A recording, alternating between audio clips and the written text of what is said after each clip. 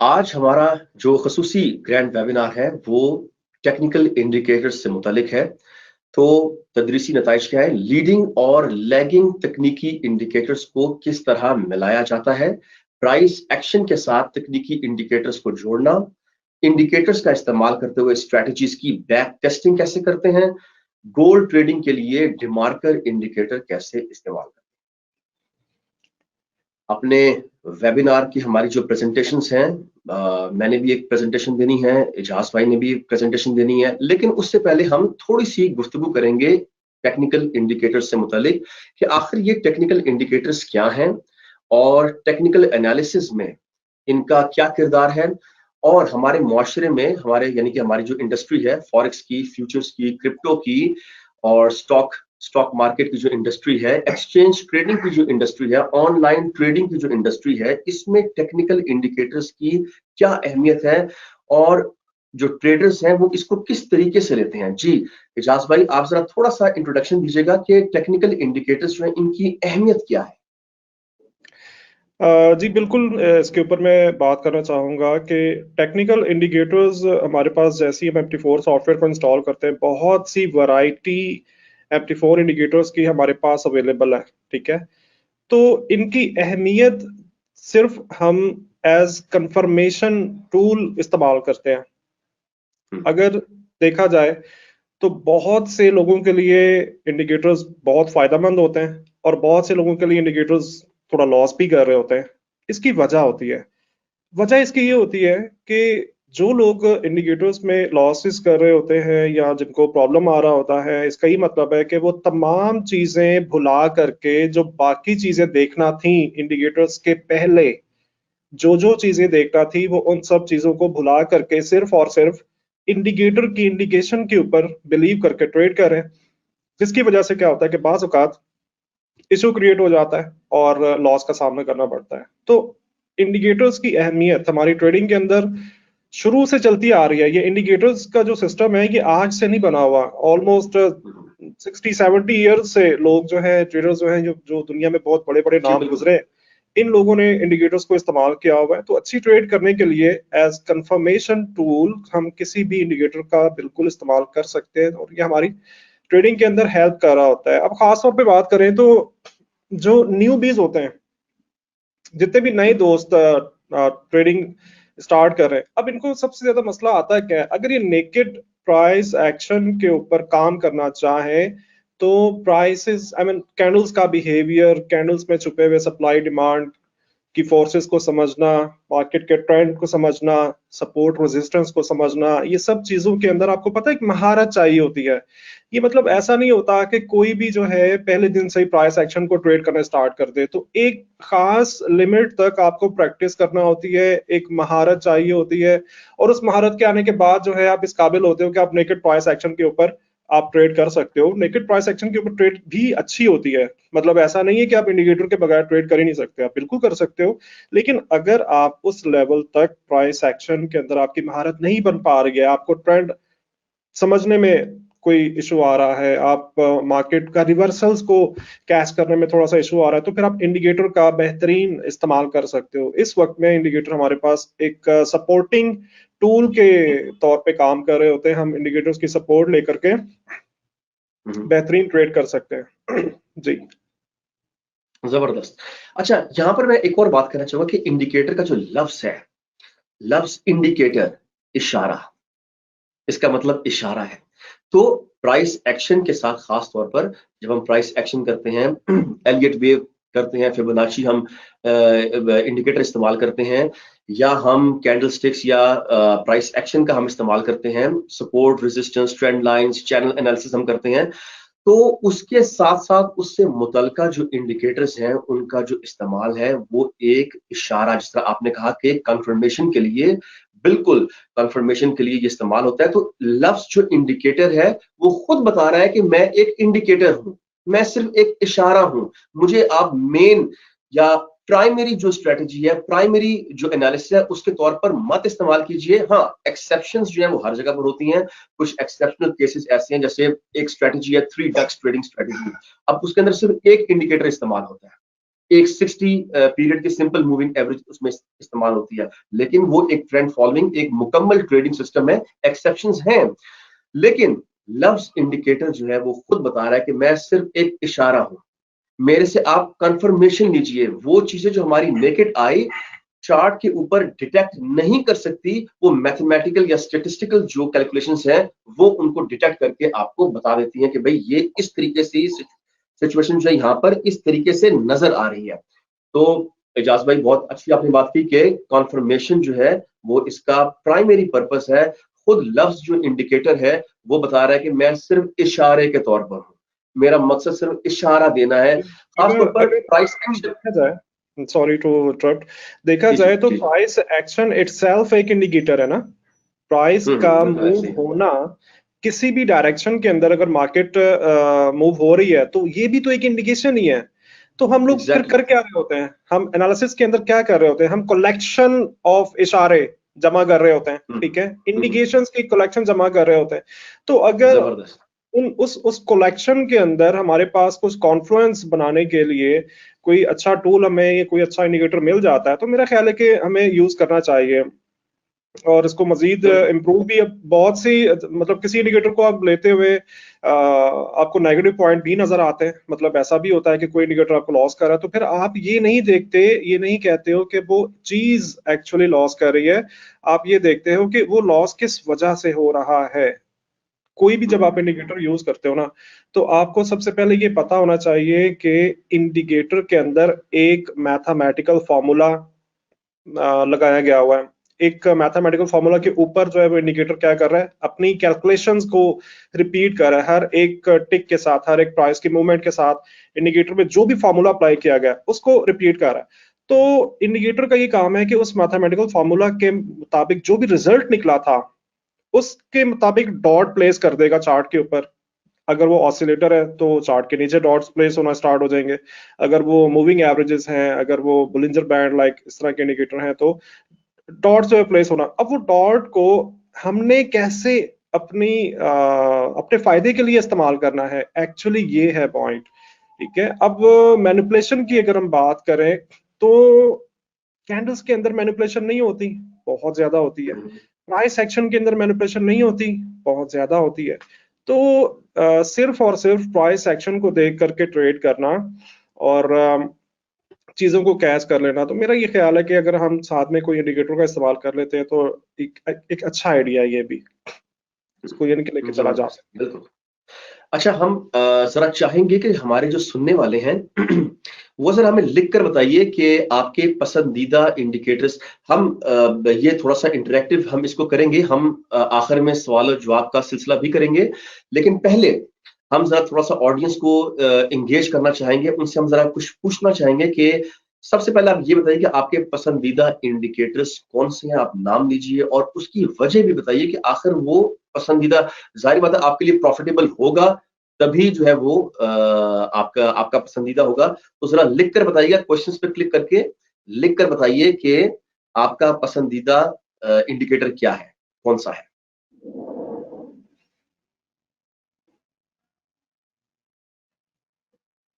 है। जी, मोहम्मद आतिफ इकबाल साहब का मैसेज है कि बार बार दोबारा स्टार्ट हो जाती है। समथिंग, कोई टेक्निकल इशू हो सकता है जिसकी वजह से शायद जी। आतिफ साहब आपको इशू आ रहा है। अच्छा मैं ऑडियंस को यहाँ पर ये भी कहना चाहूंगा कि कोशिश कीजिए कि आप लैंडलाइन या आपका जो पीटीसीएल या जो भी आपका इंटरनेट है, डीएसएल है, आप उस पर कनेक्ट कीजिए। लेकिन बिल फर्स्ट अगर आप मोबाइल डाटा भी यूज कर रहे हैं तो ऐसी लोकेशन पर आ जाइए जहां पर सिग्नल्स जो हैं वो आपको अच्छे मिल सके।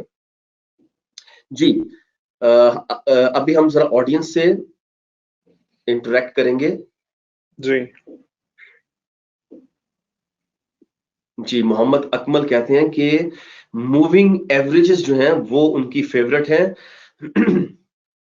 और इजाज जो हैं वो कहते हैं कि आरएसआई, एडीएक्स और बॉलिंजर बैंड, ये बड़ा जबरदस्त कॉम्बिनेशन आपने बताया है इजाज।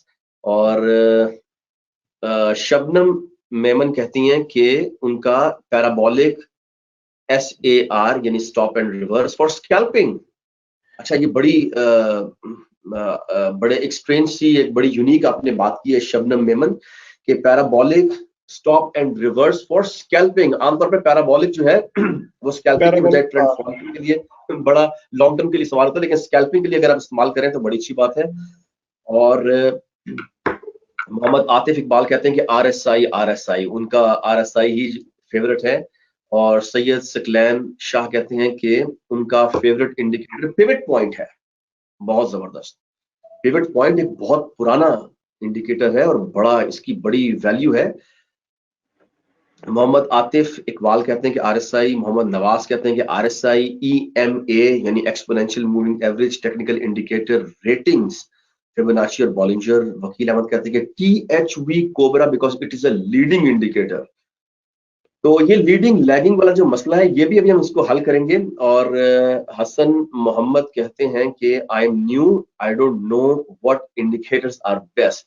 चलें जी अभी हमें ये मालूम हो गया है कि जो आमतौर पर जो मशहूर इंडिकेटर्स हैं जैसे आरएसआई, बॉलिंजर बैंड हो गया और मूविंग एवरेजेस हो गई, तो ये और पिवट पॉइंट हो गया, ऑब्वियसली ये बड़े मशहूर इंडिकेटर्स हैं और यही लोगों के फेवरेट भी हैं। ना सिर्फ यहाँ पर बल्कि आप अगर यूरोप, अमेरिका, वेस्ट की तरफ जाएं तो वहां पर भी यही इंडिकेटर्स लोगों के दरमियान बड़े मकबूल इंडिकेटर्स हैं। अच्छा, ये जी अगर मोहम्मद। पॉइंट आप नोट करें सयान भाई के माशाल्लाह जो मैसेजेस आ रहे हैं सब दोस्तों के, तो लोग ऑलरेडी इंडिकेटर्स के साथ फायदा उठा रहे हैं। मतलब मैं इन सारे मैसेज और में से लोग ये देख जानते रहा हूँ हैं। कि लोग जो है ये इन इंडिकेटर्स को यूज कर रहे हैं। अब जैसे मूविंग एवरेज के ऊपर मोहम्मद अकमल साहब का ये मैसेज है, तो moving average is the best indicator to trade in the trending market.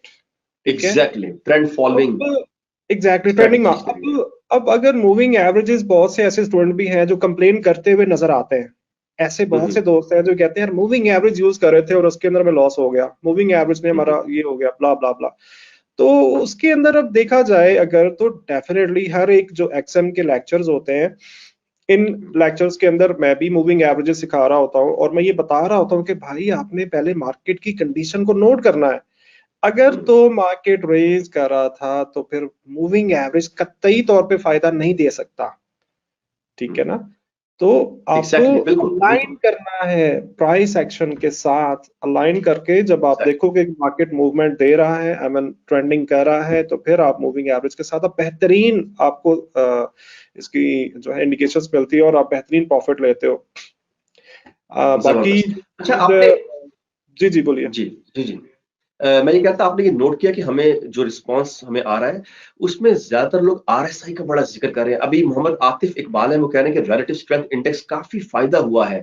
तो आतिफ जरा लिखकर बताइएगा कि आपको आरएसआई से बड़ा फायदा हुआ है। अगर आप मतलब थोड़ा सा रिवील करना चाहें, चूंकि ये आपकी जाहिर आपकी प्राइवेसी है, लेकिन अगर आप चाहें रिवील करना थोड़ा सा कि रिलेटिव स्ट्रेंथ इंडेक्स क्या आप आइसोलेशन में इस्तेमाल कर रहे हैं, बिल्कुल एक अकेला तनहा इंडिकेटर इस्तेमाल कर रहे हैं, या प्राइस एक्शन के साथ इस्तेमाल कर रहे हैं, और क्या आपको फायदा जो हो रहा है वो कितने कितने वक्त से फायदा हो रहा है। हम जरा मोहम्मद आतिफ इकबाल का जरा ये व्यू लेना चाहेंगे कि उन्होंने ये बात की है कि मुझे फायदा हो रहा है।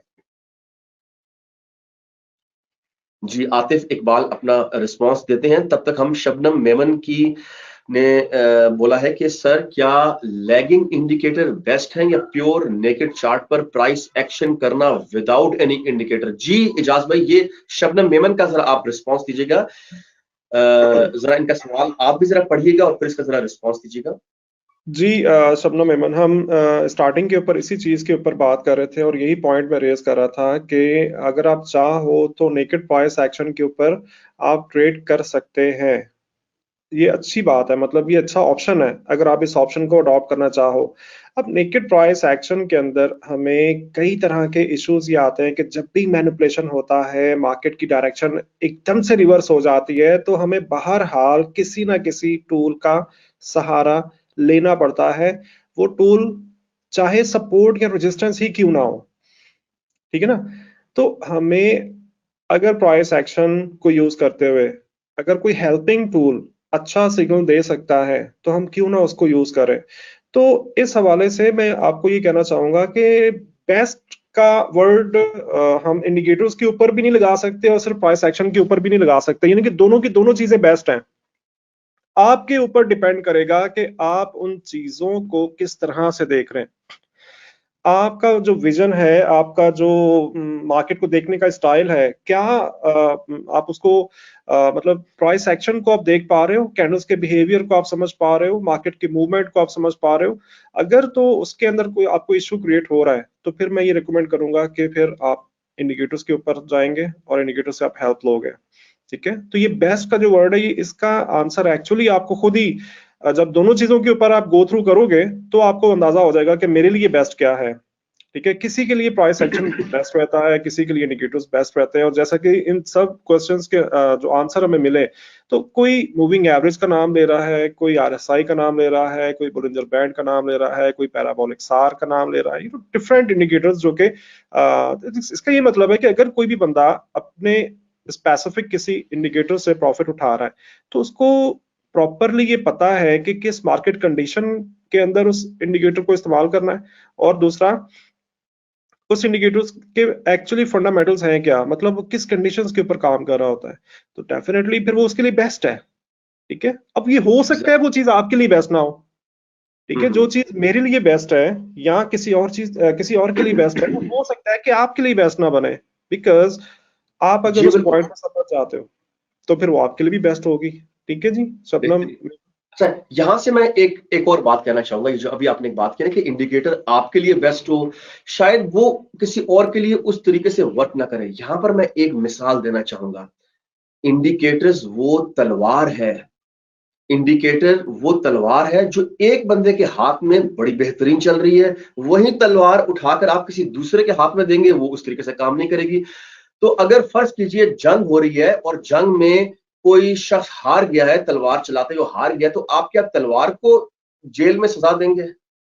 आप उस बंदे को सजा देंगे, या आप सारा फॉल्ट उस बंदे पर रखेंगे कि आपको तलवार चलाना नहीं आई है। तो ये बात आपकी बिल्कुल सही है कि इंडिकेटर्स जो है वो एक तलवार की तरह है। एक बंदे के हाथ में किसी और तरीके से वर्क कर रहा है, दूसरे के हाथ में शायद वो उस तरह प्रॉफिट ना दे पाए। तो इस्तेमाल करने वाले पर ये डिपेंड करता है। जी। अच्छा, यहाँ पर एक और मोहम्मद मोहम्मद आतिफ जो है, चूंकि हमें बड़ी खुशी है कि हमारी ऑडियंस में एक ऐसा शख्स मौजूद है जो ये दावा कर रहे हैं कि अभी उन्होंने ये लिखा है, मोहम्मद आतिफ इकबाल ने, कि आरएसआई एंड प्राइस एक्शन पर 90% एक्यूरेसी है मेरी अल्हम्दुलिल्लाह। 6 मंथ से 6 मंथ से Mohammad Atif Iqbal RSI trend and price action पर उनकी बहुत खुशी हुई है। मोहम्मद आतिफ इकबाल, अल्लाह ताला आपको और मजीद कामयाबी दे। तो ये आप सबके सामने है कि हमारी ऑडियंस में से एक ऐसा शख्स है जो आरएसआई और प्राइस एक्शन का मिलाप करके और 90% उनकी एक्यूरेसी है। तो ये आप सबके लिए भी एक मिसाल है। तो आगे थोड़ा चलते हैं। अच्छा, मोहम्मद नवाज कहते हैं कि एक चीज पे काफी ज्यादा कंफ्यूज हूं, आप ये बात क्लियर करवा दें। एक कॉइन्स जब अपनी पॉइंट्स। हाईएस्ट अपनी हाईएस्ट हाई लेवल पे पहुंच जाए, जिसको हम रेजिस्टेंस कहते हैं, समटाइम्स वहां से वो और हायर हो जाता है और समटाइम्स वो वहां से नीचे गिर जाता है। इसको कैसे आइडेंटिफाई करेंगे? हायर से लो या हायर से हायर हो जाएं? जी जहाज भाई, ये मेरे ख्याल से प्राइस एक्शन के बारे में जरा ज्यादा जी ये आप इस एक्चुअली पर जरा रिस्पॉन्ड ये कीजिएगा जरा। ये एक्चुअली मैनिपुलेशन की बात कर रहे हैं और एसल हंटिंग की बात कर रहे हैं, यानी कि हम्म। ये अंदाजा लगाना चाह रहे हैं कि लेट्स से इन्होंने एक लेवल मार्क किया था, तो इनको ये कैसे मालूम पड़ेगा कि इस लेवल से मार्केट रिवर्स होगा या कि ये लेवल ब्रेकआउट हो जाएगा। ठीक है, हम्म। जो मेरे ख्याल में इनका यही क्वेश्चन है, क्योंकि हम ये देखते हैं कि जो मैनिपुलेशन का वर्ड हमने यूज किया था, तो मैनिपुलेशन लेवल्स के ऊपर ही होती है ना, डिफरेंट लेवल्स के ऊपर ही। तो बिल्कुल। आपने ये देखना है कि मार्केट अगर किसी भी लेवल को ब्रेक करके ऊपर जा चुका है, आपने क्लोज होने का इंतजार करना है। आपने ये नहीं सोचना कि मार्केट ब्रेक कर चुकी है उस लेवल को और मुझे जल्द अज जल्द ट्रेड करना है, नहीं, ऐसा बिल्कुल नहीं है। आप कम से कम H1 M30 के टाइम फ्रेम के ऊपर या कम से कम M15 के टाइम फ्रेम के ऊपर आप इंतजार करो कि जिस कैंडल ने उस लेवल को ब्रेक किया था, तो उसका क्लोज कहाँ पे बन रहा है। मिसाल के तौर पे अगर उस सेम कैंडल का क्लोज उस लेवल को ब्रेक करने के बाद वापस आ जाता है, यानी कि घूम के वापस आ जाता है और उस कैंडल का क्लोज उस लेवल के नीचे बन जाता है, ठीक है, तो आप ये समझोगे कि मार्केट जो है यहाँ से रिवर्स होने का मूड रखता है, ज्यादा प्रोबेबिलिटीज रिवर्सल की हो सकती हैं, राइट। अब जो ये फेक आउट या एसएल हंटिंग का सिनेरियो होता है, अगर ये एक उसमें चला जाएगा, एक आउट ऑफ द टॉपिक चला जाएगी चीज, तो एसएल हंटिंग को पहचानने की ना हमारे पास जो 3 तरह की इंडिकेशंस होती हैं। पहली इंडिकेशन ये होती है, मैं थ्योरी आपको बताया था, चार्ट के ऊपर आप ये चीज आप चेक कर सकते हो और उसको बैक टेस्ट कर सकते हो। अच्छा, पहली चीज जो मैंने आपको बताई कि सेम कैंडल उस लेवल को ब्रेक करके ऊपर चली गई, ठीक है, हाई लगाया और सेम कैंडल वापस क्लोज उस लेवल के नीचे दे दिया, दैट मींस कि वो एक फेक आउट था, यानी कि दिखाया कुछ और हुआ कुछ। दूसरी इंडिकेशन ये है कि पहले वाली जो कैंडल होगी, ये 2 कैंडल्स के साथ आप देखोगे, जो पहली कैंडल होगी उस लेवल को ब्रेक करके उस लेवल से दूर ऊपर जाके एक फुल ऑफ डिमांड अपना क्लोज देगी, और उसके बाद दूसरी कैंडल जो बनेगी, दूसरी कैंडल आप देखोगे कि वापस उस पूरी कैंडल को इंगल्फ करती हुई नीचे आएगी, ठीक है, और उस लेवल के नीचे अपना क्लोज देगी। इसका ये मतलब हुआ कि ये फेक आउट का या एसएल हंटिंग का या रिवर्सल का एक दूसरा सिनेरियो है, करेक्ट। बिल्कुल। तीसरा सिनेरियो ये है कि पहली कैंडल जो है एक बड़े साइज की बनेगी, उस लेवल के ऊपर काफी दूर जाके क्लोज देगी। मैं रिपीट कर रहा हूं, आपने एक लेवल मार्क किया, पहली कैंडल ने उस लेवल को ब्रेक किया और दूर जाके अपना क्लोज दिया, फुल ऑफ डिमांड, यानी कि उसकी बॉडी साइज बड़ा होगा। उसके बाद अगली कैंडल नैरो स्प्रेड की बनेगी, छोटे साइज की बनेगी, ठीक है, और लाइक डोजी की तरह की वो कैंडल बन सकती है, या हैमर की तरह की, या इन्वर्टेड हैमर की तरह की वो कैंडल बन सकती है। और जो तीसरी कैंडल देखोगे आप सेम टाइम फ्रेम के अंदर, तो वो कैंडल वापस फॉल करेगी और आपके लगाए हुए लेवल के नीचे अगर क्लोज दे देती है तो ये भी एक तरह का रिवर्सल के साइन है। ये 3 मैंने आपको साइन बताए हैं रिवर्सल के, यानी कि अगर ऐसी एक्टिविटी किसी भी लेवल के ऊपर होती है तो हम ये अज्यूम करते हैं, मान के चलते हैं कि मार्केट रिवर्स करेगा, ठीक है। अब ब्रेकआउट कैसे होगा, तो ब्रेकआउट की मैं आपको इंडिकेशन बता देता हूं कि आपने कैसे देखना है। किसी भी लेवल के ऊपर जब कैंडल दूर जाकर क्लोज दे, अब लाइक इसका ना कोई 2+2 लाइक कोई फॉर्मूला नहीं है कि दूर कितना जाए। आप जब एवरेज प्राइस एक्शन को देखोगे, एवरेज कैंडल्स के साइज को देखोगे, तो उसमें आपको एक बड़े साइज की कैंडल बनती हुई दिखाई देगी, बाकी कैंडल्स के साइज के मुकाबले में आपको बड़े साइज की कैंडल मिलेगी। आपके लगाए हुए लेवल से दूर उसका क्लोज होगा और उसके बाद मार्केट कम से कम 4 से 5 कैंडल्स उस लेवल के ऊपर ड्रॉ कर दे सेम टाइम फ्रेम की, तो आप उस लेवल का एक रियल ब्रेकआउट अज्यूम करोगे कि अब आप अलर्ट हो कि पुल बैक के ऊपर आपको बाय के ट्रेड करना है, बिकॉज अब मार्केट रिवर्सल के मूड में नहीं है, ठीक है। तो इस तरीके से आप ये चीज चेक करते हो कि कोई भी कॉइन जब हाईएस्ट के ऊपर पहुंच जाएगा तो लेवल के ऊपर कैसा बिहेव आपने देखना है। जी, सही हो गया, बेहतरीन। टाइम जो है हमारे पास थोड़ा शॉर्ट है, तो अब इस वक्त जो है मैं सबसे पहले अपनी प्रेजेंटेशन की तरफ, इंडिविजुअल प्रेजेंटेशन की तरफ जाऊंगा और उसके बाद फिर इंशाल्लाह इजाज भाई जो है वो अपनी एक स्पेशल प्रेजेंटेशन देंगे इंडिकेटर्स के हवाले से। तो अभी मैं अपनी प्रेजेंटेशन की तरफ जाता हूं। आप अपना कैमरा ऑफ कर लीजिएगा इजाज भाई। जी ठीक है, थैंक यू। जी, thank you so much.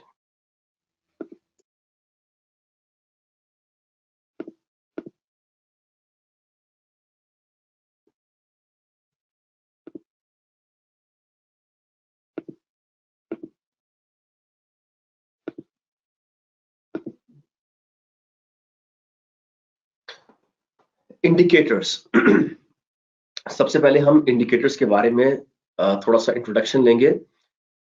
Trading indicators रियाजियाती हिसाब हैं जो मंडी के चार्ट पर लाइनों के तौर पर जाहिर होते हैं और ट्रेडर्स को मार्केट के अंदर मखसूस सिग्नल्स और रुझानात की निशानदही करने में मदद कर सकते हैं। ट्रेडिंग इंडिकेटर्स की मुख्तलिफ किस्में हैं, बशमूल लीडिंग इंडिकेटर्स और लैगिंग इंडिकेटर्स। एक लीडिंग इंडिकेटर एक पेशगोई का सिग्नल है जो मुस्तकबिल की कीमतों की नकलो हरकत की पेशगोई करता है, जबकि लैगिंग इंडिकेटर माजी के रुझानात को देखता है और कीमत की रफ्तार की निशानदेही करता है। तो अब ट्रेडिंग इंडिकेटर्स जो है वो जाहिर बात है मैथमेटिकल या स्टैटिस्टिकल एक कैलकुलेशन है जो आपके चार्ट के ऊपर उसको अप्लाई किया जाता है और इसकी बुनियादी तौर पर दो इसकी किस्में हैं, एक लीडिंग इंडिकेटर और एक लैगिंग इंडिकेटर। तो आपको एक एक एक जो बुनियादी फर्क है वो ये है कि लीडिंग इंडिकेटर जैसे कि लफ्ज से जाहिर है लीड करना, ये मुस्तकबिल की पेशगोई के लिए इस्तेमाल होता है। और लैगिंग इंडिकेटर क्या है, वो माजी के रुझानात को देखता है, यानी कि माजी में पास्ट में जो कुछ हो चुका है उसको उसका तज्जिया करेगा। तो बहुत सारे लोग ये सोचते हैं कि लैगिंग इंडिकेटर्स जो है वो बिल्कुल किसी काम के नहीं है या ये फेलियर है, नहीं है, ऐसा हरगिज नहीं है। लैगिंग इंडिकेटर जो है उसका एक मकसद है। हाँ, अगर आप लैगिंग इंडिकेटर को मुस्तकबिल की पेशगोई के लिए इस्तेमाल करेंगे तो जाहिर बात है फिर आपको उसमें नुकसान होगा। तो इसमें लैगिंग इंडिकेटर का फॉल्ट नहीं है, इस्तेमाल करने वाले का ये गलत तरीका है जिसकी वजह से वो नुकसान का सामना कर रहा है।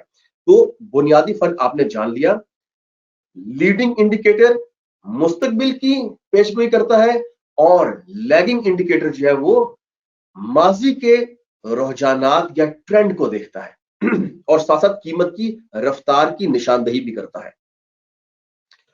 अच्छा, अब हम यहाँ पर टेक्निकल इंडिकेटर्स रूल्स पर जाएंगे, तकनीकी इंडिकेटर्स के कवायद। तो खासतौर पर जिस तरह आज हमारा जो टॉपिक है वो प्राइस एक्शन के साथ तकनीकी इंडिकेटर्स का एक कॉन्फ्लुएंस जो है, जो संगम है, उसके बारे में हम बात कर रहे हैं। तो प्राइस एक्शन के साथ तकनीकी इंडिकेटर्स इस्तेमाल करने का पहला उसूल ये है कि आपको कभी भी एक साथ बहुत सारे इंडिकेटर्स इस्तेमाल नहीं करने चाहिए। दूसरा इसका उसूल क्या है कि ट्रेंड फॉलोइंग तकनीक के लिए ट्रेंड फॉलोइंग इंडिकेटर्स और मीन रिवर्जन के लिए मीन रिवर्जन इंडिकेटर्स इस्तेमाल करने चाहिए। अब हम पहले उसूल की तरफ जाते हैं कि प्राइस एक्शन के साथ बहुत सारे इंडिकेटर्स इस्तेमाल नहीं करने चाहिए। मैंने अक्सर ये देखा है कि बिगिनर्स जो होते हैं वो जब उनको पता लगता है कि ये RSI है, ये बॉलिंजर बैंड है, जो मशहूर स्टोकेस्टिक है और ऑसिलेटर्स हैं बहुत सारे, तो वो क्या करते हैं कि अगर एक आध इंडिकेटर से बात नहीं बन रही, अगर RSI लगाया, साथ उसके उन्होंने CCI भी लगा दिया, साथ उन्होंने ट्रिक्स भी लगा दिया, बॉलिंजर बैंड भी लगा दिया, दो चार मूविंग एवरेजेस भी लगा दी, तो अगर आप इतना इतना उसमें इंडिकेटर्स का इकट्ठ कर देंगे, तो अब एक बात को आपने गौर से आपने समझना है, अगर आप इतने ज्यादा इंडिकेटर्स लगाएंगे तो फिर इसका मतलब यह है कि अगर RSI इस लेवल पर हो और जब RSI इस लेवल पर हो, उसके साथ साथ MACD भी इस लेवल पर हो, फिर बॉलिंजर बैंड भी इस जगह पर हो, फिर मूविंग एवरेज के साथ भी, तो इतनी शराइत रखेंगे तो इतनी शराइत का इकट्ठा हो जाना बहुत कम होता है। तो फिर इसका मतलब है कि आपको जो सिग्नल्स हैं वो बहुत कम मिलेंगे और इस बात की गारंटी कोई कोई नहीं है कि जो आपको सिग्नल्स मिलेंगे वो कामयाब भी होंगे। तो पहला उसूल यह है कि आपको बहुत सारे इंडिकेटर्स इस्तेमाल नहीं करने चाहिए। आमतौर पर क्या होता है कि सिर्फ 2-3 इंडिकेटर्स, 4 भी हो सकता है, लेकिन 2-3 इंडिकेटर्स बहुत होते हैं, जनरली यही देखा गया है।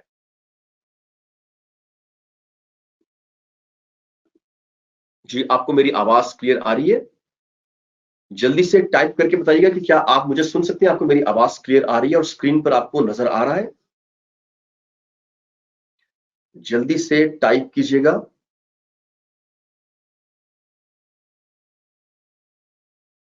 क्या आपको मेरी आवाज आ रही है?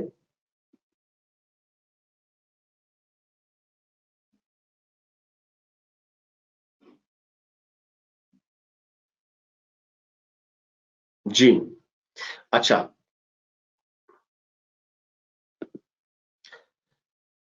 अब पहला पहला उसूल क्या है कि आपको बहुत बहुत सारे इंडिकेटर से मेरी मुराद है कि 4 से ज्यादा इंडिकेटर इस्तेमाल करना।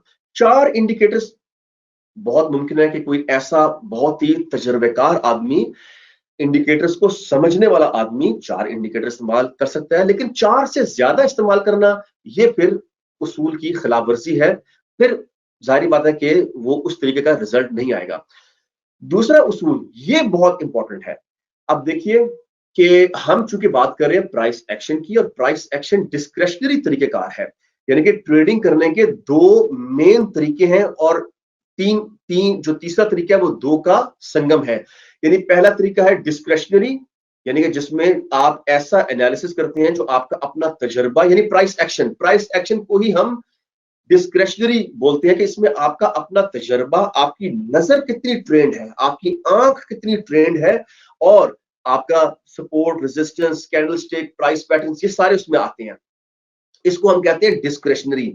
मैकेनिकल तरीकेकार वो है कि जिसमें आप कोई दो तीन इंडिकेटर्स लेकर या कोई स्ट्रेटजी, कोई टेक्निक लेकर मैकेनिकली उसको आप पहले से उसको आप लगा देते हैं। फिर आपकी जो स्ट्रेटजी का जो उसूल है, जो सिग्नल वो निकालेगा, आपने उस पर मशीन की तरह अमल करना है। फिर आपने ये नहीं देखना कि डाटा क्या आ गया है या किसी व्हाट्सएप ग्रुप में किसी गुरु ने ये वाली बात कह दी है जो आपके सिस्टम के खिलाफ है। आपने कुछ नहीं सोचना, आपकी नजर बेशक आपकी छठी हिस्स जो मर्जी कह रही हो, मैकेनिकल के अंदर आपने अपने उसूल पर चलना जो इंडिकेटर्स पर मुश्तमिल होता है। तो मैकेनिकल और डिस्क्रेशनरी का ये फर्क ध्यान में रखिएगा। और साथ साथ जो प्राइस एक्शन है वो डिस्क्रेशनरी है। तो आज हम मैकेनिकल की बात नहीं कर रहे हैं, आज हम डिस्क्रेशनरी यानी प्राइस एक्शन की हम बात कर रहे हैं। अब प्राइस एक्शन में भी, मैकेनिकल में भी और प्राइस एक्शन में भी आपको पहले ये तय करना है कि आपकी स्ट्रेटजी क्या है। क्या ये ट्रेंड फॉलोइंग है या मीन रिवर्जन है। याद रखिएगा, इसको ढूंढने का की एक टेक्निक है। वो टेक्निक क्या है कि अगर आप बाय करते हैं और बाय करने के बाद आप अपना प्रॉफिट टारगेट या टीपी जो है वो प्राइस जो अभी चल रही है इससे ऊपर लगाते हैं, तो बहुत मुमकिन है कि ये मीन रिवर्जन है, ये ट्रेंड फॉलोइंग नहीं है। क्योंकि ट्रेंड फॉलोइंग में प्रॉफिट टारगेट नहीं लगता, प्रॉफिट स्टॉप लगता होता है। यानी कि जैसे पैराबोलिक सार है, पैराबोलिक स्टॉप एंड रिवर्स हो गया, मूविंग एवरेजेस हो गई, या डोंचियन चैनल हो गया, या टर्टल ट्रेडिंग सिस्टम हो गया, ये सारे ट्रेंड फॉलोइंग है। तो जब इसमें प्राइस आपने खरीदारी की और अब प्राइस ऊपर जा रही है, मिसाल के तौर पर जा रही है, तो आप पीछा करते हैं प्राइस का कि हाँ, आप अपना जो स्टॉप लॉस है उसे पहले ब्रेक इवन पे लेके आते हैं, फिर वो प्रॉफिट स्टॉप बन जाता है। फिर वो आप उसको आगे खुला छोड़ देते हैं कि जाओ, मार्केट जहां जाना है जाओ, जितना आगे जा सकती हो जाओ, मैं पीछे पीछे तुम्हारे आ रहा हूं। मैं यानी प्रॉफिट स्टॉप जो है पीछे पीछे आ रहा है। तो जैसे ही वो वापस मुड़ती है मंडी, तो आपका प्रॉफिट स्टॉप हिट कर देती है। बहुत मुमकिन है कि वो पहले मुड़ जाए, बहुत मुमकिन है कि वो 3 महीने बाद जाकर मुड़े, आपको एक ही ट्रेड में इतना सारा प्रॉफिट दे दे। इससे टेक्निकल एनालिसिस की जुबान में फैट टेल कहते हैं, बिग फैट टेल्स। तो ये है ट्रेंड फॉलोइंग। ट्रेंड फॉलोइंग में विनिंग परसेंटेज होती है वो 35, 40, 30, 35% के अराउंड होती है, लेकिन फिर भी सिस्टम इंतहाई सक्सेसफुल होता है। अब मीन रिवर्जन क्या है। मीन रिवर्जन एक रेंज बाउंड ट्रेडिंग को बोलते हैं। जैसे कि न्यूट्रल या साइडवेज ट्रेंड या विपसॉ या चॉपी मार्केट जो होती है, उसमें जो रेंज बाउंड मीन रिवर्जन। तो अब मीन रिवर्जन में क्या होगा, मीन रिवर्जन में आप ट्रेंड के अगेंस्ट चलेंगे। स्विंग ट्रेडिंग की भी एक किस्म है, यानी कि आप ट्रेंड के अगेंस्ट चलेंगे। इसमें आप स्टॉप लॉस जो प्रॉफिट टारगेट है बाय में आप ऊपर लगाते हैं और शॉर्ट सेल में आप नीचे लगाते हैं। इसमें फर्क कीजिए, इसमें फर्क कीजिए। ट्रेंड फॉलोइंग टेक्निक अलग चीज है, मीन रिवर्जन अलग चीज है। स्कैल्पिंग के अंदर बहुत मुमकिन है कि आप ट्रेंड फॉलोइंग भी स्कैल्पिंग करें और मीन रिवर्जन भी स्कैल्पिंग करें। तो अब ये बातें मैं क्यों बता रहा हूं, क्योंकि इंडिकेटर्स की भी यही किस्में हैं। आपको पहले ये जानना होगा कि ट्रेंड फॉलोइंग इंडिकेटर कौन सा है और मीन रिवर्जन कौन सा है। ये जब आपको पहचान होगी, फिर आप, अब बहुत मुमकिन है कि आप ट्रेंड फॉलोइंग आपकी टेक्निक हो, लेकिन नीचे आपने आरएसआई लगाया हुआ है या नीचे आपने स्टोकेस्टिक लगाया हुआ है। अब वो तो ट्रेंड फॉलोइंग के साथ बिल्कुल भी मैच नहीं करता। तो ये आपको इसमें सबसे पहले जानना होगा। ठीक, अब हम देखते हैं कि technical indicators for trend following strategies. Trend following strategies के लिए कि जिसमें आपने टीपी नहीं लगाना होता, आपने प्रॉफिट स्टॉप लगाना होता है। मूविंग एवरेजेस इसमें इस्तेमाल होंगे, मैकडी यानी कि मूविंग एवरेज कन्वर्जेंस डाइवर्जेंस इस्तेमाल होगा, एडीएक्स बहुत शानदार इंडिकेटर है, average directional index, parabolic, stop and reverse, और भी बहुत सारे इंडिकेटर्स हैं। लेकिन बुनियादी तौर पर मशहूर इंडिकेटर्स की लिस्ट में से ट्रेंड फॉलोइंग इंडिकेटर्स ये हैं। इन इंडिकेटर्स को आपने ट्रेंड फॉलोइंग के लिए इस्तेमाल करना है, इनको आपने मीन रिवर्जन के लिए इस्तेमाल नहीं करना। अब स्क्रीन पर जरा देखिएगा, आपके सामने है technical indicators for mean reversion strategies, यानी कि रेंज बाउंड स्ट्रेटजीज के लिए आरएसआई, यानी जितने भी ऑसिलेटर्स हैं वो सारे मीन रिवर्जन के लिए इस्तेमाल होंगे। आरएसआई हो गया, स्टोचैस्टिक ऑसिलेटर हो गया, सीसीआई कमोडिटी चैनल इंडेक्स। अच्छा, सीसीआई के बारे में आपको तो बहुत मशहूर इंडिकेटर है, कमोडिटी चैनल इंडेक्स जो है बहुत ही मशहूर है।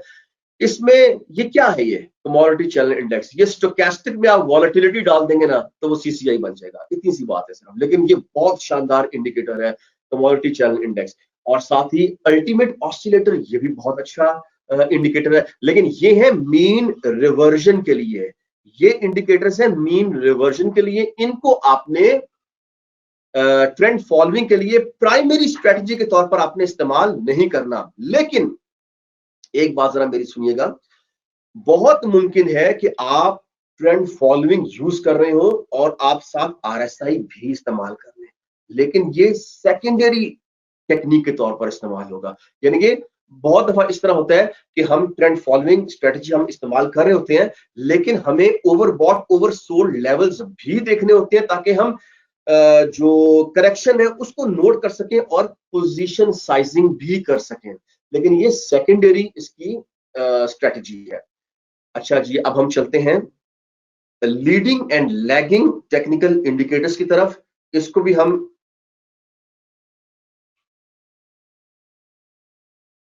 लीडिंग एंड लैगिंग जो टेक्निकल इंडिकेटर्स हैं, हम इसको थोड़ा सा देख लेते हैं, बहुत इसके बारे में कंफ्यूजन है। तो लीडिंग इंडिकेटर क्या है? एक लीडिंग इंडिकेटर ऐसा टूल है जिसे मार्केट की मुस्तकबिल की समत का अंदाजा लगाने के लिए डिजाइन किया गया है, ताकि ट्रेडर्स को वक्त से पहले मार्केट की नकलो हरकत की पेशगोई करने के काबिल बनाया जा सके। यानी कि लीडिंग का मतलब है मुस्तकबिल की पेशगोई, फ्यूचर के लिए। तो इसकी एग्जांपल्स में क्या है? Relative strength index, stochastic oscillator, ये लीडिंग इंडिकेटर्स हैं। अब ये देखिए, ये आपके सामने एक स्कीमेटिक डायग्राम है। ये जो आपको डार्क ब्लू में जो आपको नजर आ रहा है, ये है प्राइस, और जो लाइट ब्लू में है ये एक लीडिंग इंडिकेटर है। तो जहां पर आप अपने लेफ्ट पर देखिए, लेफ्ट पर आपको लीड करता हुआ आपको नजर आएगा, यानी कि ये इंडिकेटर पहले मुड़ गया है, ये इंडिकेटर वक्त से पहले ही मुड़ गया है और प्राइस उसके बाद मुड़ी है, तो ये फ्यूचर की पेशगोई कर रहा है। यानी कि लीडिंग इंडिकेटर वक्त से पहले आपको इशारा दे देगा, जो उसका मतलब है, इंडिकेटर का मतलब ही इशारा देना है। अब leading indicator, leading technical indicators pros यानी फवायद क्या है, इसके फायदे भी हैं, नुकसान भी हैं। तो पहला फायदा क्या है? ये पेशगोई की सलाहियत। लीडिंग इंडिकेटर्स को मार्केट की कीमत की हरकत से पहले के लिए डिजाइन किया गया है, जो पेशगोई की सलाहियत फराहम करता है। तो अब तो आपको ये बात बिल्कुल क्लियर हो गई है कि लीडिंग जो इंडिकेटर है उसका मेन काम पेशगोई करना है मुस्तकबिल की, और इसका दूसरा काम क्या है? मार्केट सेंटीमेंट का अंदाजा। लीडिंग इंडिकेटर्स मार्केट सेंटीमेंट और मोमेंटम को जांचने में मदद कर सकते हैं, एक मुमकिना रुझान की ताकत या कमजोरी के बारे में इशारे फराहम करते हैं। तो मार्केट सेंटीमेंट भी ये बताती है, मोमेंटम भी ये बताती है, और पेशगोई करना इसकी मेन इसकी एबिलिटी या सलाहियत है। नुकसानात क्या है? लीडिंग इंडिकेटर्स के नुकसानात क्या है? गलत इशारों का खतरा। लीडिंग इंडिकेटर्स साइडवेज मार्केट्स में गलत इशारे पैदा कर सकते हैं, ये इसका जो है ना वो एक इसका नुकसान है। और ज्यादा रद्द अमल, यानी कि बहुत ज्यादा रिएक्टिव होते हैं ये इंडिकेटर्स, अचानक मार्केट की हरकत पर ज्यादा रिएक्शन या रद्द अमल दे सकते हैं, जिससे शॉर्ट टर्म उतार चढ़ाव और असली रुझान की तब्दीलियों में फर्क करना मुश्किल हो जाता है। ये पॉइंट जरा नोट कीजिएगा, ये ज्यादा रिएक्टिव होती है। जरा सी मंडी हिली नहीं, इसने फौरन अपने आप को भी उसके मुताबिक कर दिया। अपने अपने आप को मुताबिक करना चूंकि लैगिंग है, लेकिन हम ये लीडिंग किसी और सेंस में कह रहे हैं। ये जो इसकी जो सेंसिटिविटी है, ये असल में इसका एक नुकसान है।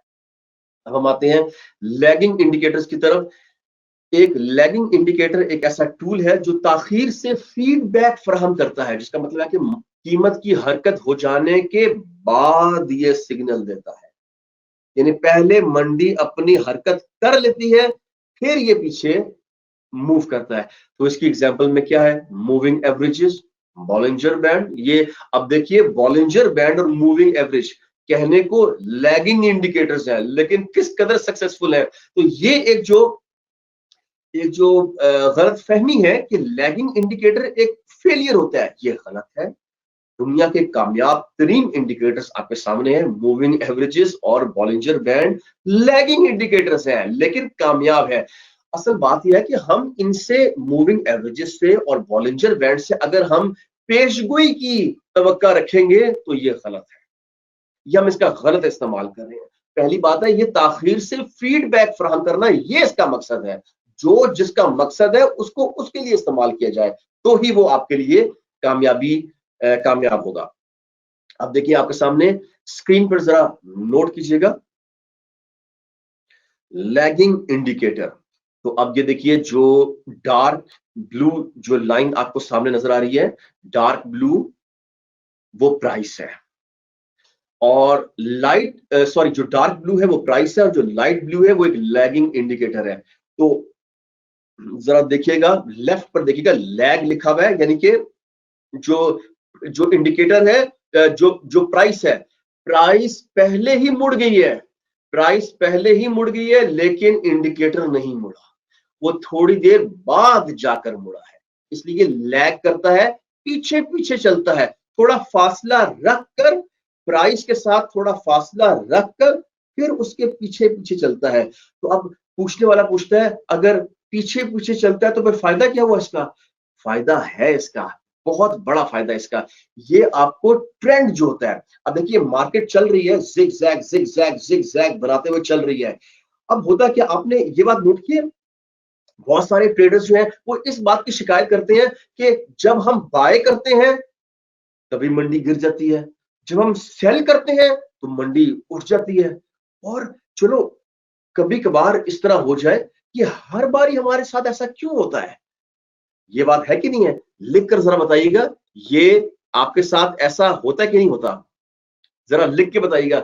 जब आपने बाय की उसके बाद ही मंडी ने नीचे गिरना है, जब आपने सेल की उसके बाद ही मंडी ने ऊपर चढ़ना है, तो इंसान सर पकड़ के बैठ जाता है, ये मेरे साथ ही दुश्मनी है, ये क्या मेरे साथ ही इस तरह स्पेशल हो रहा है? लिख कर बताइएगा कि आपके साथ इस तरह होता है कि नहीं होता। अब इसका जवाब क्या है? इसका जवाब ये है कि चूंकि मंडियां कलेक्टिव साइकोलॉजी के ऊपर चल रही हैं, ये मजमूई नफ्सियात से हरकत में आती हैं, तो इंडिविजुअल नफ्सियात जो है, जो इनफरादी शख्सियत जो है, वो हमेशा कलेक्टिव साइकोलॉजी से ऑपोजिट होती है। ये बात याद रखिएगा, मंडियां जो मूव करती हैं वो कलेक्टिव साइकोलॉजी, दुनिया भर के ट्रेडर्स की मजमूई नफ्सियात से चलती हैं, मजमूई नफ्सियात से। तो ये जो है, जो इंडिविजुअल जो नफ्सियात होती है, जो इंडिविजुअल नफ्सियात है, वो हमेशा जो कलेक्टिव साइकोलॉजी है उससे ऑपोजिट होती है। अब मैं आपको ये बात बता रहा था कि मंडी जब जिग जैग की शक्ल में आती है तो अक्सर क्या होता है कि मंडी ऊपर गई, जरा सा नीचे आई, जरा सा मार्केट नीचे आई, तो अक्सर जो नए ट्रेडर्स हैं वो समझते हैं कि बस अब मंडी गई नीचे, अब उनको लगा कि मंडी गिरी, उन्होंने सेल कर दी। लेकिन वो तो सिर्फ करेक्शन दे रही थी, वो तो सिर्फ छोटी सी रिट्रेसमेंट दे रही थी, और साथ ही मंडी वापस ऊपर चली गई। ये जो लैगिंग इंडिकेटर होता है, ये आपको इस चीज से बचाता है। वो दरअसल आपको ये कहता है, वो मार्केट के बारे में आपको ये बताता है कि जितना जिग जैग करना है, जितने छोटे छोटे धोखे देने हैं वो दे लो, मैं अपनी जगह से नहीं हिलूंगी। मूविंग एवरेज ये कहती है जब तक के प्राइस के अंदर जरा बड़ी तब्दीली ना हो जाए। तो ये लैगिंग इंडिकेटर है, ये बड़े काम का इंडिकेटर है, इसको आपने फेलियर नहीं समझना, ये इसका एक बड़ा पर्पस है जी। आगे चलते हैं। अब हम लैगिंग इंडिकेटर्स के फवायद क्या है? तस्दीक। लैगिंग इंडिकेटर्स एक रुझान की समत की तस्दीक फराहम करते हैं, ट्रेडिंग के फैसलों के लिए एक महफूज बुनियाद पेश करते हैं, जो तस्दीक करते हैं कि एक रुझान वाकई बन चुका है। तो पहला फायदा क्या है? हमने लीडिंग इंडिकेटर्स के बारे में ये जाना कि लीडिंग इंडिकेटर जो होता है वो मुस्तकबिल की पेशगोई करता है, लेकिन लैगिंग माजी के बारे में। तो माजी के बारे में क्या बताएगा वो माजी के बारे में ये बताएगा कि हाँ, इसका रुझान जो है, जो इसका ट्रेंड है, वो वाकई अब बुलिश है या बेरिश है।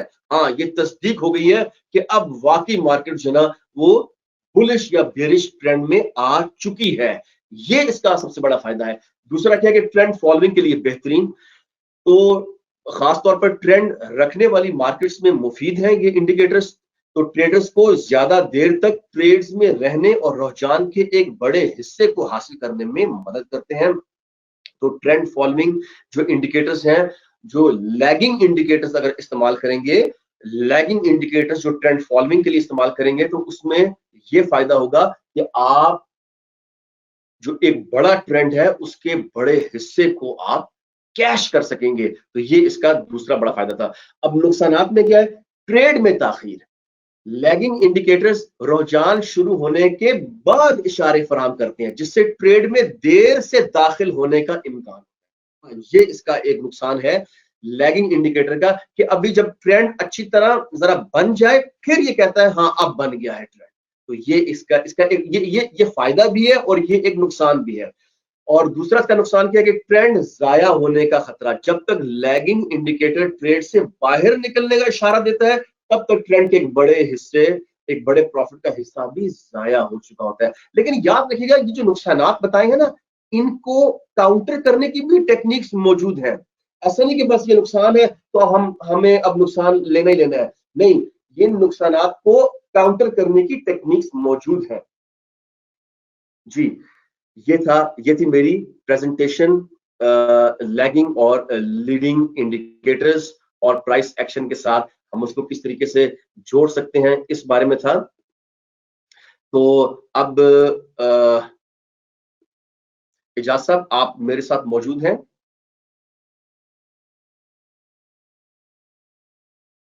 जी, इजाज साहब। जी, बिल्कुल मैं आपके साथ मौजूद हूँ। जी, अच्छा, अब हम एक छोटा-सा वक़्फ़ा लेंगे, तो वक़्फ़े के बाद इंशाल्लाह आपकी जो प्रेज़ेंटेशन है, वो फिर हम इंशाल्लाह उसको सुनेंगे। Okay, okay.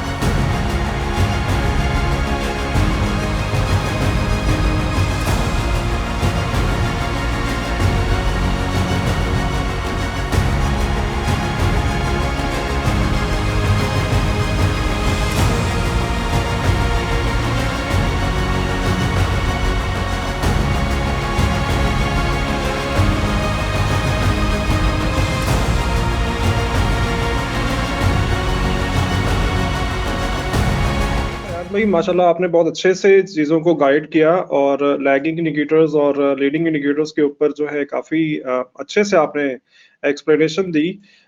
इसी सिलसिले को मैं आगे लेकर चलना चाहूँगा और मज़ीद जो पॉइंट्स मैं समझता हूँ कि इन इंडिकेटर्स के अकॉर्डिंगली ऐड होने चाहिए, तो इन पॉइंट्स को हम लेकर के आगे बढ़ेंगे।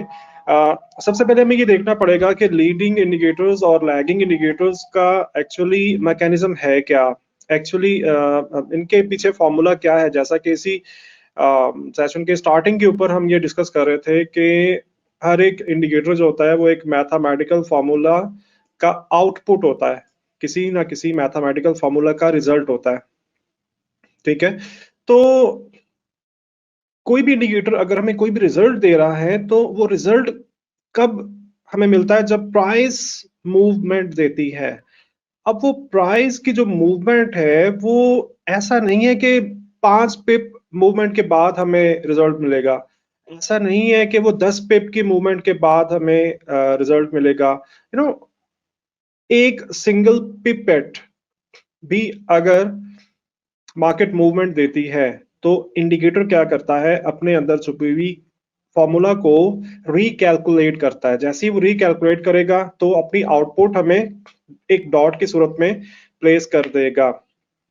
तो इस हवाले से हम ये कह सकते हैं कि कोई भी इंडिकेटर जो है वो लीड आई मीन जो लैग जो कर रहा है, वो लैग कोई बहुत बड़ा लैग नहीं होता। मतलब ऐसा नहीं होता कि मार्केट बहुत ज्यादा मूव कर चुकी हुई है और इंडिकेटर उस मूवमेंट के बाद हमें सिग्नल दे रहा है, नहीं ऐसा भी नहीं होता।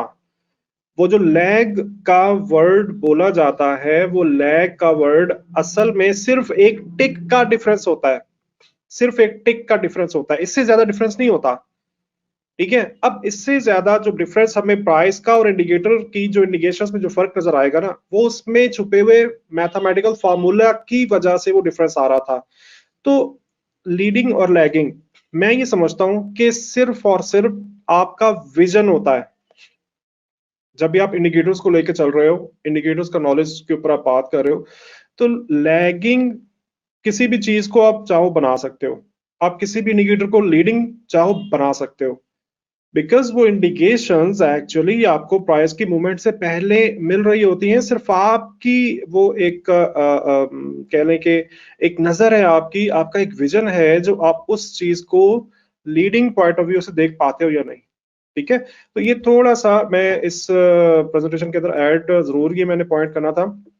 ओके जी, स्टार्ट करते हैं, हमारा टॉपिक की तरफ बढ़ते हैं। Okay, thank you, thank you. ठीक है जी। अच्छा, हमारा आज का जो टॉपिक है ये है creating Confluence price action with indicators. अब जैसा कि क्वेश्चन भी आया था कि प्राइस एक्शन के ऊपर ट्रेड की जा सकती है या नहीं, तो यस, बिल्कुल की जा सकती है।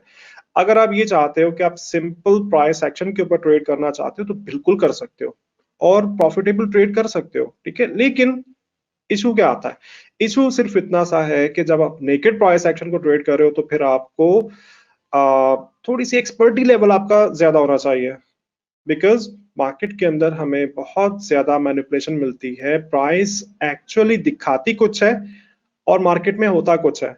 इसी वजह से तो ये होता है कि आप जब भी बाय कर रहे हो मार्केट सेल जा रही है, आप जब भी सेल कर रहे हो मार्केट बाय जा रही है। इसी वजह से हमें इश्यूज आते हैं। तो इन इश्यूज के ऊपर ओवरकम करने के लिए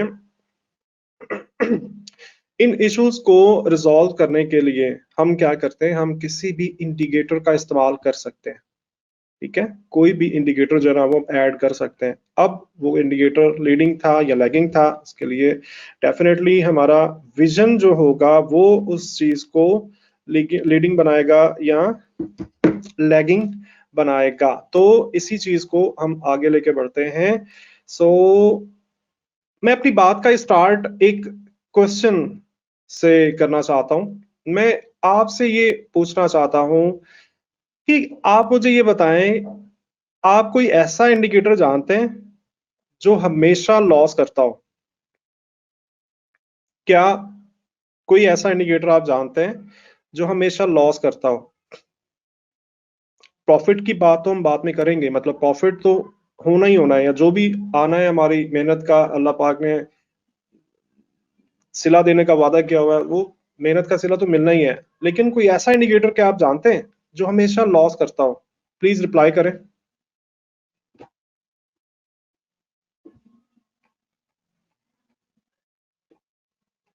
जी प्लीज रिप्लाई करें, मैं आपके रिप्लाई का वेट कर रहा हूं। Okay, no sir, in my mind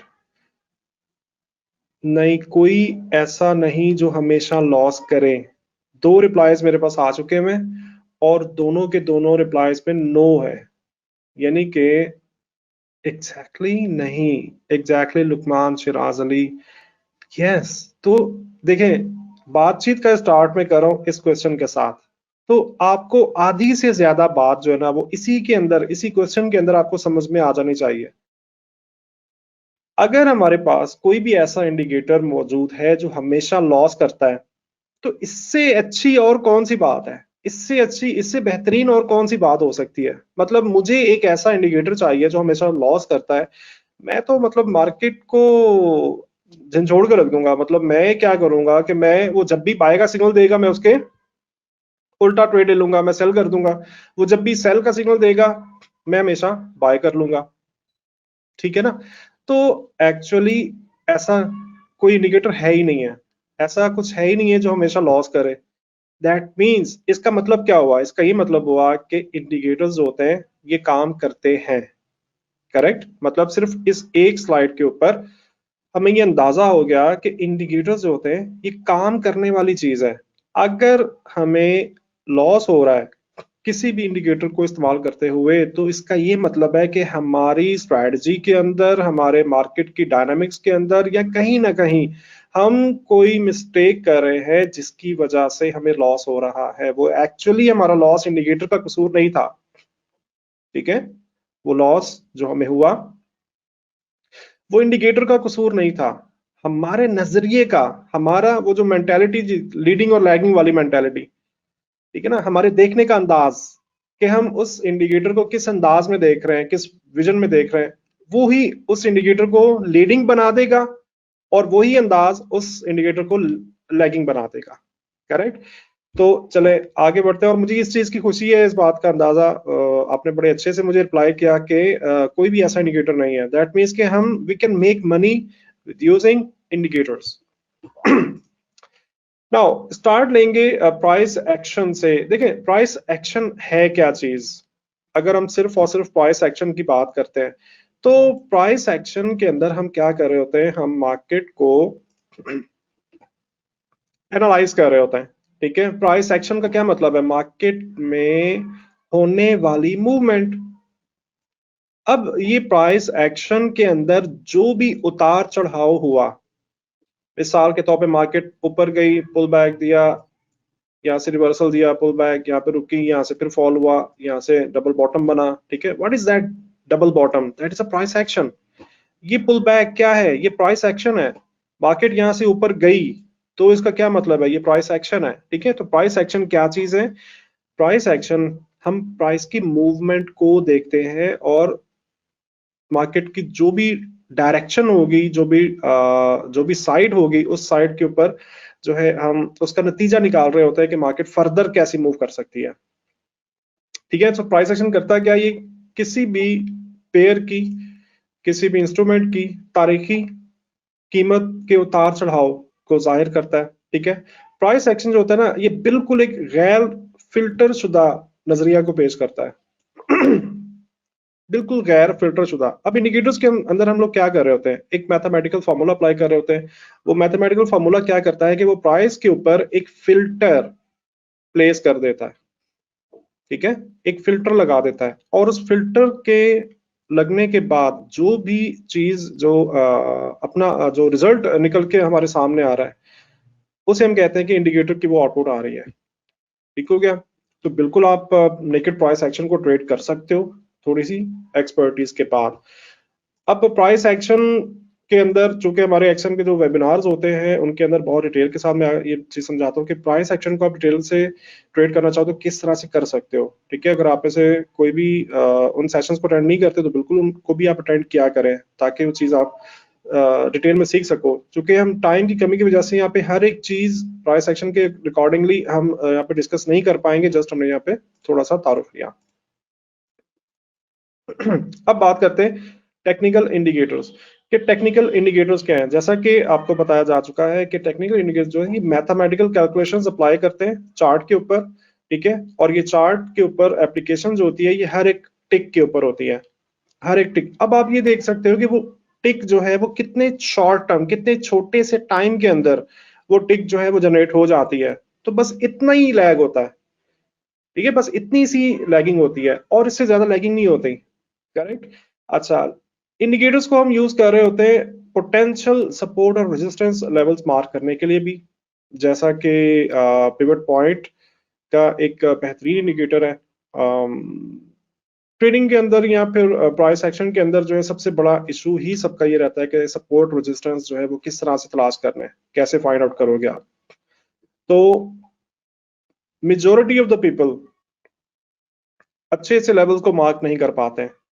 और मजे की बात यह है कि सपोर्ट रेजिस्टेंस को मार्क करने का कोई भी एक फार्मूला है भी नहीं है, ठीक है ना। कोई भी एक फार्मूला नहीं है लाइक कि 2 + 2 = 4 एक फार्मूला यूनिवर्सल फार्मूला है जिस फार्मूले को अप्लाई करके पूरी दुनिया उस लेवल को मार्क करे, तो ऐसा नहीं है। हर कोई अपने अपने एक्सपीरियंस के लिहाज से सपोर्ट रेजिस्टेंस लेवल को मार्क कर रहा होता है। तो इस प्रॉब्लम के सोल्यूशन के अंदर फिबोनाची रिट्रेसमेंट्स का टूल इस्तेमाल हो रहा होता है, वो भी एक इंडिकेटर है, ठीक है। क्या वो एक लीडिंग है इंडिकेटर या लैगिंग इंडिकेटर है? बिल्कुल हम इसे लीडिंग कह सकते हैं, क्योंकि हमें फिबोनाची ने पहले से पहले वहां पे लेवल प्लॉट करके दे दिया कि मार्केट का पोटेंशियल सपोर्ट ये प्राइस हो सकता है। ऐसे ही पिवट पॉइंट का इंडिकेटर है yes, that is a leading indicator.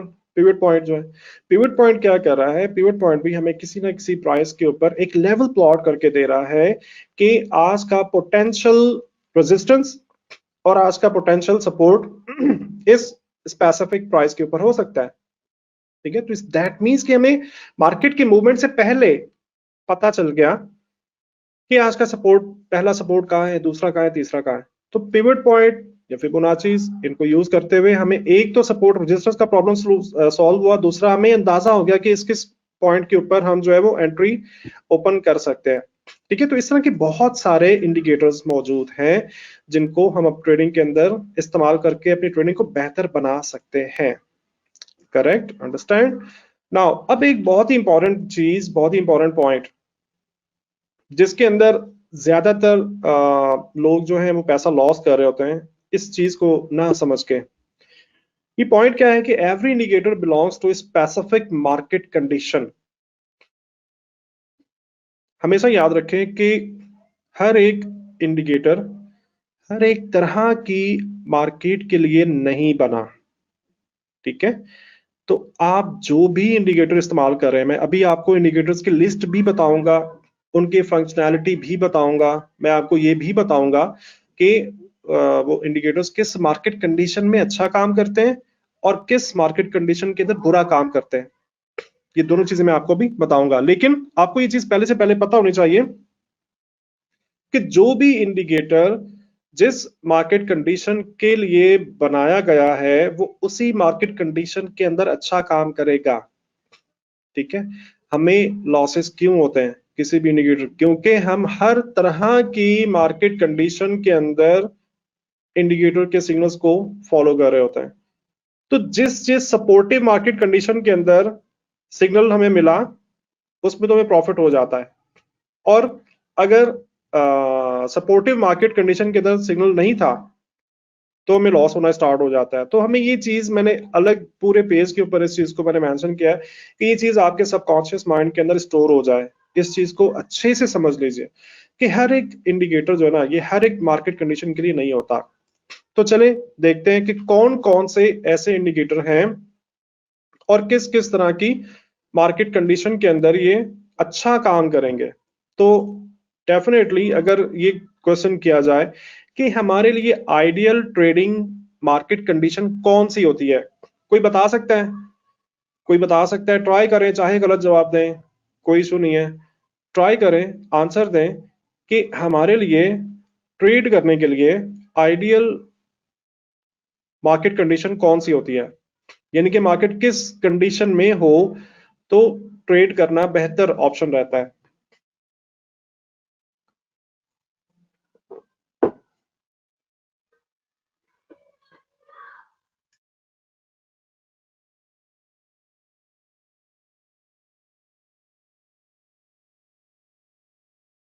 Ji exactly trending, exactly जबरदस्त Sharaz Ali, yes exactly Mohsin. Trending market that means के देखो, अब आप ये चीज को पहले से पहले अंदाजा है आपको कि मार्केट ट्रेंड कर रही होगी तो हमारे लिए आइडियल ट्रेडिंग कंडीशन है। अब ट्रेंड, अब इस क्वेश्चन को पूछने के पीछे एक वजह थी। वो वजह क्या थी? वजह ये थी कि आपने जब भी कोई भी इंडिकेटर इस्तेमाल करना है, आपने सबसे पहले मार्केट की करंट कंडीशन को नोट करना है। ठीक है, मार्केट की करंट कंडीशन को आपने नोट करना है, ये चेक करना है कि मार्केट इस वक्त रेंज कर रही है, वोलेटाइल है या फिर ट्रेंडिंग के अंदर है। ये चीज आप चेक करोगे और उसके बाद फिर आपने इंडिकेटर के दिए गए सिग्नल को आपने ट्रस्ट करना है, उसके ऊपर आप उसको ट्रेड कर सकते हो। यस, ब्रेक ऑफ, ये मार्केट कंडीशन नहीं है। ब्रेक ऑफ स्ट्रक्चर हो गया, बॉस, सीबी, बीसी, ये सब, ये मार्केट कंडीशन नहीं है। मार्केट कंडीशन से मतलब ये होता है कि आया मार्केट रेंज कर रही है, आया कि मार्केट जो है वो ट्रेंडिंग कर रही है, या मार्केट बहुत ही ज्यादा वोलेटाइल है, मतलब ना ही प्रॉपरली रेंज हो रहा है मार्केट में और ना ही प्रॉपरली ट्रेंडिंग हो रही है मार्केट में। दैट मींस कि मार्केट जो है वोलेटाइल है। तो आपने कोई भी इंडिकेटर जब भी इस्तेमाल करना है, आपने पहले मार्केट की कंडीशन को नोट कर लेना है। और लिस्ट ये मैं आपको बता रहा हूँ, ये मैं दिखा रहा हूँ आपको कि किस मार्केट कंडीशन के अंदर कौन सा इंडिकेटर जो है ये बेस्ट काम करेगा। ठीक है, तो ट्रेंड फॉलोइंग इंडिकेटर, जैसा कि शायद भाई भी ऑलरेडी बता चुके हैं, इसी चीज को मैं आगे लेके बढ़ूंगा कि हमें जो ट्रेंड फॉलोइंग इंडिकेटर्स हैं उनमें मूविंग एवरेजेस का इंडिकेटर दी बेस्ट है। यानी कि मार्केट जब भी ट्रेंडिंग के अंदर होगी तो उस वक्त में मूविंग एवरेजेस हमें बेहतरीन सिग्नल प्रोवाइड कर रहे होते हैं। मूविंग एवरेजेस के अंदर हमें डायरेक्शन की कंफर्मेशन भी मिलती है। अब देखिए, ट्रेंडिंग से मतलब क्या होता है? ट्रेंडिंग से मतलब ये होता है ए बी सी डी। ठीक है, यानी कि इस पॉइंट को आप कहते हो ए, इस पॉइंट को कहते हो आप बी, इस पॉइंट को सी और इस पॉइंट को डी। यानी कि ये 4 रेफरेंस पॉइंट हमें लेना होते हैं कि मार्केट एक हाई बनाए, उसके बाद एक लो बनाए और मार्केट पिछले हाई को ब्रेक कर दे, पिछले हाई को ब्रेक करके ऊपर चली जाए। ठीक है, तो अगर हम नेकेड प्राइस एक्शन को भी ट्रेड करना चाहते हैं तो जब भी हमें ट्रेंडिंग स्टार्ट होने के बाद में ही सिग्नल मिलेगा, यानी कि हम इस जगह से ट्रेंडिंग मार्केट को ट्रेड नहीं कर सकते। ठीक है, समझ रहे हैं ये पॉइंट जो मैं आपको समझाना चाह रहा हूं? इस पॉइंट से या बिल्कुल एक साइकोलॉजी है मार्केट की कि जी हमने बिल्कुल पिन पॉइंट एंट्री लेनी है। मतलब हम ये चाहते हैं कि मार्केट हमारी ट्रेड के अगेंस्ट एक पिप भी ना आए। इस कोशिश के अंदर जो है बहुत सारे लॉसेस हो रहे होते हैं। तो प्राइस एक्शन को भी जब आपने ट्रेड करना है ना, तो आप कंफर्मेशन के साथ करते हो, एबीसीडी पैटर्न आने का वेट करते हो और उसके बाद जब देखते हो कि मार्केट जो एक रियल ब्रेकआउट दे चुकी है पिछले हाई का और उसके बाद पुल बैक के ऊपर, आप फिर ट्रेड के अंदर शामिल। अब इसी वक्त में अगर मूविंग एवरेज यहां से अलाइन हो रहा है तो ये एडिशनल कंफर्मेशन है कि आपको अब मजीद कॉन्फिडेंस के साथ, ज्यादा कॉन्फिडेंस के साथ आपको बाय करना चाहिए। ठीक हो गया? इस हवाले से हम मूविंग एवरेज को एक लीडिंग इंडिकेटर कहते हैं। अब इसी के अंदर आप ट्रेंड लाइंस को भी इस्तेमाल करते हो। ट्रेंड लाइन से क्या मतलब है? यानी कि जब मार्केट 2 हाइज को ब्रेक कर दे और 2 लोज बना ले, लाइक दिस। ठीक है, तो अप ट्रेंड के अंदर हम लो टू लो मिलाकर एक ट्रेंड लाइन मार्क कर देते हैं। मार्केट जब पिछले हाई को ब्रेक करेगा उसके बाद ट्रेंड लाइन को किस करेगा, जब इस ट्रेंड लाइन को टच करेगा तब हम ये तीसरे टच के ऊपर ट्रेड कर रहे होते हैं। तो दैट मीन्स कि ये भी हमें पहले से पहले अंदाजा दे रहा है कि मार्केट इस जगह पे सपोर्ट ले सकता है। ठीक है, तो ट्रेंड लाइन क्या है? ये भी एक तरह का इंडिकेटर ही है जो कि ट्रेंडिंग फैमिली से बिलोंग करता है। ट्रेंडिंग फैमिली से क्या मतलब? वो तमाम इंडिकेटर जो ट्रेंडिंग मार्केट में अच्छा काम करते हैं। ऐसे ही पैराबोलिक सार इंडिकेटर बेहतरीन इंडिकेटर है जो कि हमारे कुछ अटेंडीज जो है वो ऑलरेडी पैराबोलिक सार को ट्रेड कर भी रहे हैं और अच्छे अच्छे पैसे बना रहे हैं उससे। ठीक है ना? और एडीएक्स बेहतरीन इंडिकेटर जो कि हमें ट्रेंडिंग स्टार्ट होने से पहले ही, ट्रेंडिंग के स्टार्टिंग पॉइंट के ऊपर ही मैं बताया था कि मार्केट में इस वक्त ट्रेंड आ चुका है। तो ये तमाम इंडिकेटर्स जो मैं यहाँ पे मेंशन कर रहा हूँ, ये तमाम इंडिकेटर्स आपको बेहतरीन फायदा देंगे। कब? जब मार्केट ट्रेंडिंग में होगा। यही इंडिकेटर्स आपको लॉस दे सकते हैं। There is nothing 100% in forex market. Market में कोई ऐसी चीज नहीं है जो हमेशा लॉस करे और मार्केट में कोई ऐसी चीज नहीं है जो हमेशा फायदा करे। ठीक है, इस पॉइंट को आपने ध्यान में रखना है। तो ये इंडिकेटर्स आपको लॉस भी दे सकते हैं। कब लॉस दे सकते हैं? जब आपने रेंजिंग मार्केट के अंदर यानी कि बड़े टाइम फ्रेम में अगर मार्केट रेंज कर रहा था तो आपने मूविंग एवरेजेस को इस्तेमाल करना स्टार्ट कर दिया, तब आपको श्योरली लॉस होगा। मैं आपको पहले बता रहा हूं ये चीज कि श्योरली यकीनन आपको लॉस होगा। तो ये चीज आपने जरूर नोट करनी है कि जब भी मूविंग एवरेज को आपने मार्क करना है, इसकी इंडिकेशन आपने नोट करनी है। तो बस ये पॉइंट ध्यान में रख लें कि क्या मार्केट पिछले हाइज को ब्रेक कर रही है या नहीं कर रही। सेलिंग की सूरत में आपने ये चीज चेक कर लेनी कि क्या मार्केट पिछले लोज को ब्रेक कर रही है या नहीं कर रही। तो जब तक मार्केट पिछले हाइज को ब्रेक करती रहेगी, आप मूविंग एवरेज के दिए गए सिग्नल के ऊपर ट्रेड करते रहोगे, आपको प्रॉफिट होगा। जब तक मार्केट पिछले लोज को ब्रेक करती रहेगी, आप सेल करते रहोगे मूविंग एवरेज के ऊपर। ऐसे ही ट्रेंड लाइन, पैराबोलिक सार और एडीएक्स की इंडिकेशंस, ये डिटेल के अंदर मैं हर एक इंडिकेटर को यहाँ पे स्टडी नहीं करवा पाऊंगा बिकॉज पूरा सेशन डिजाइंड है हमारा इन सारे इंडिकेटर्स के ऊपर। आप उन सेशन के अंदर बिल्कुल वेलकम है, आप आए और आप पूरे इंडिकेटर्स को डिटेल का सीख सकते हो। आगे बढ़ते हैं। मोमेंटम इंडिकेटर्स, इनको ऑसिलेटर भी कहा जाता है। अब ये मोमेंटम इंडिकेटर्स का काम क्या होता है? इनका काम ये होता है कि ये ट्रेंड की ताकत बताते हैं या ट्रेंड की रफ्तार मालूम करने वाले इंडिकेटर्स होते हैं।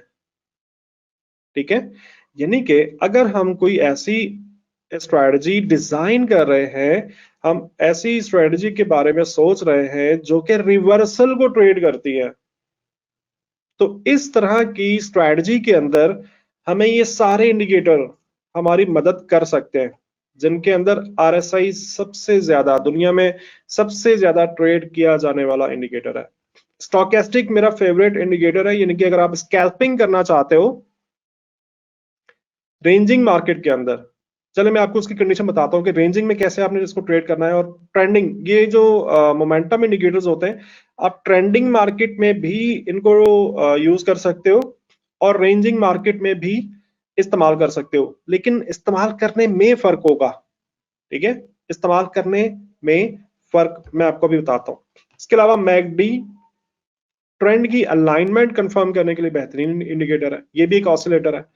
और सीसीआई, जिसका जिक्र पहले भी हो चुका है, सीसीआई मोमेंटम का एक बेहतरीन इंडिकेटर है। तो ये सारे इंडिकेटर्स जो हैं, ये आपने उस वक्त में इस्तेमाल करने हैं जब आप किसी भी ट्रेंड की स्ट्रेंथ या वीकनेस का अंदाजा लगाना चाहते हो।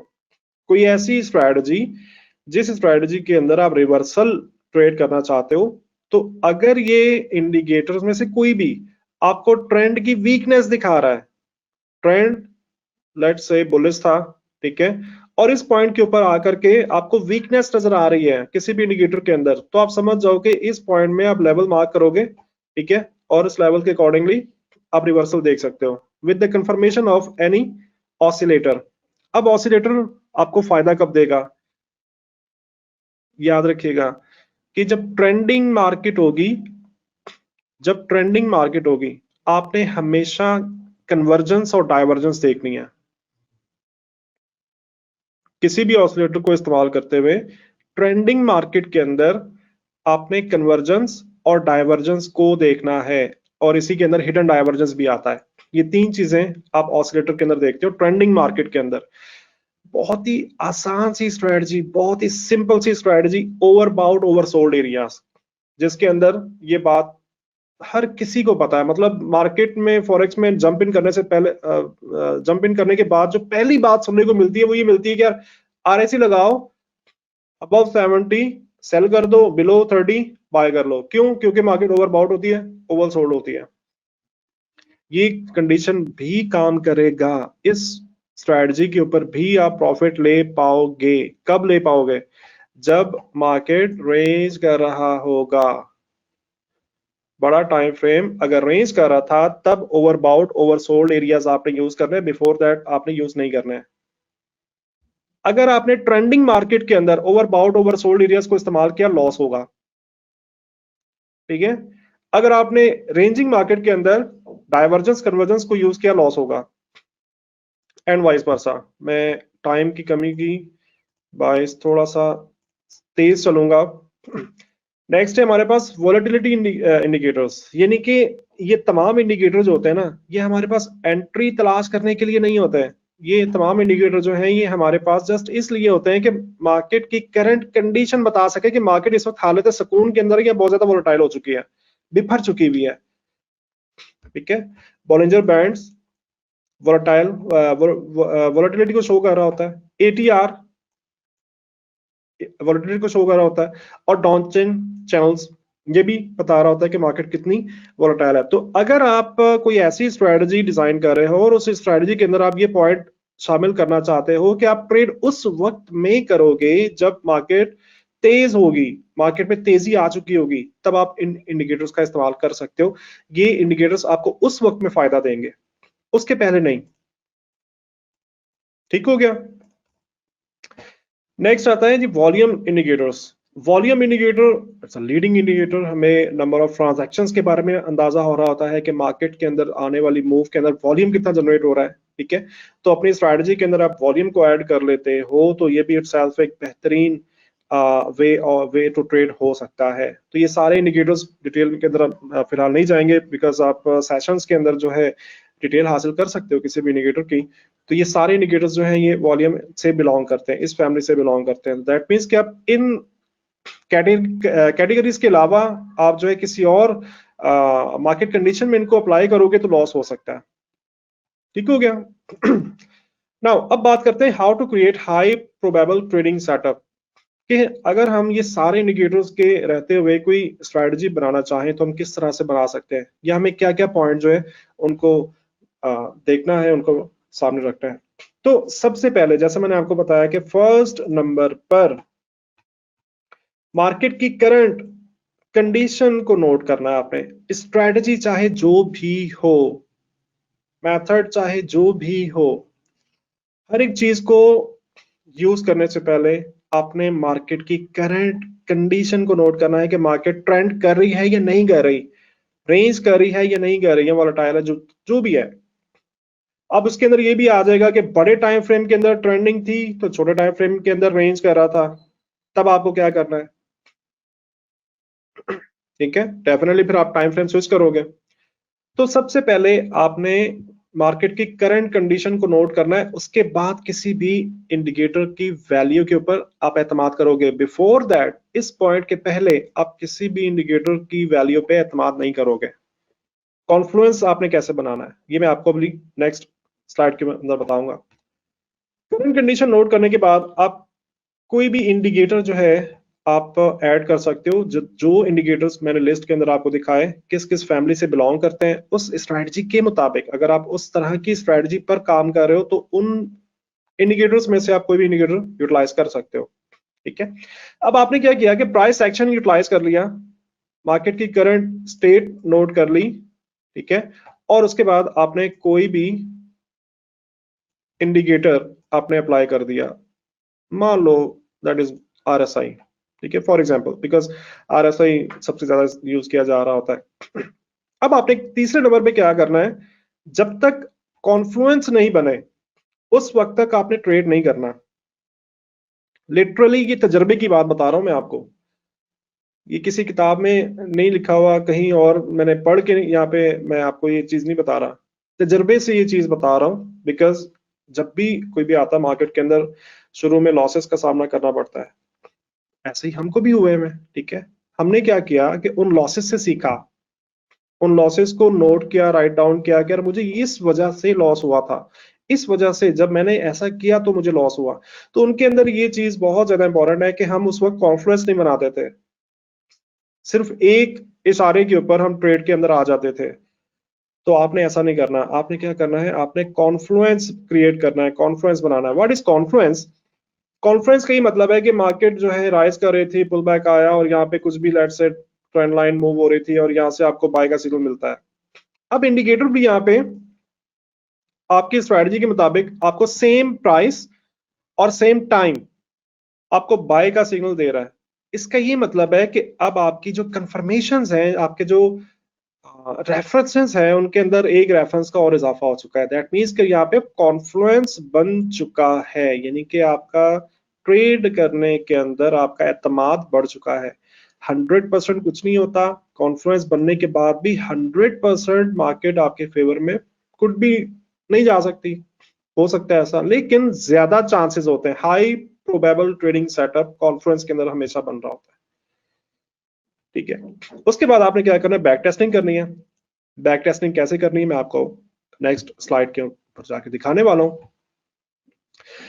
बैक टेस्टिंग के अंदर आप स्ट्रेटजी को रिफाइनिंग करते हो और उसके बाद जो जो भी नेगेटिव पॉइंट थे, यानी कि जिन जिन वजूहात की वजह से स्ट्रेटजी काम नहीं कर रही थी, आपने वो तमाम पॉइंट पेपर के ऊपर लिखने और अपनी स्ट्रेटजी पर से उनको रिमूव करते जाना है।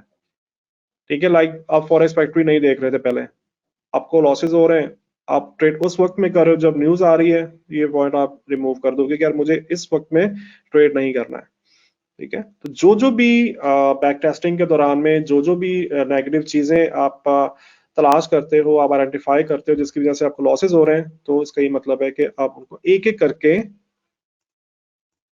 ट्रेडिंग प्लान के अंदर से आप रिमूव करोगे।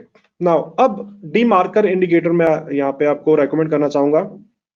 मैंने शुरू के अंदर ये क्वेश्चन किया था, इसकी वजह यही थी कि मैं इस चीज को चेक कर सकूं कि ज्यादातर लोग जो है वो किन इंडिकेटर्स को इस्तेमाल कर रहे हैं। तो मैंने ये देखा कि ज्यादातर वही इंडिकेटर यूज हो रहे हैं जो कि जबान ज़दे आम है, हर कोई मतलब उनके बारे में बात कर रहा होता है। लेकिन डिमार्कर इंडिकेटर जो है एक ऐसा इंडिकेटर है जो कि थोड़ा सा हिडन है, थोड़ा छुपा हुआ है, फ्री ऑफ कॉस्ट, ऑलरेडी आपके MT4 में ये अवेलेबल है, आप अप्लाई कर सकते हो। लेकिन मैंने बहुत कम लोग देखे हैं जो डिमार्कर के ऊपर ट्रेड ओपन कर रहे होते हैं। डिमार्कर जो है ये RSI की एक एडवांस शक्ल आप कह सकते हो। जिस तरह से आप RSI को यूज कर रहे हो एग्जैक्टली आप डिमार्कर को भी यूज कर सकते हो। हाँ, इसका जो मैथमेटिकल फॉर्मूला है ये तो फर्क है RSI के से।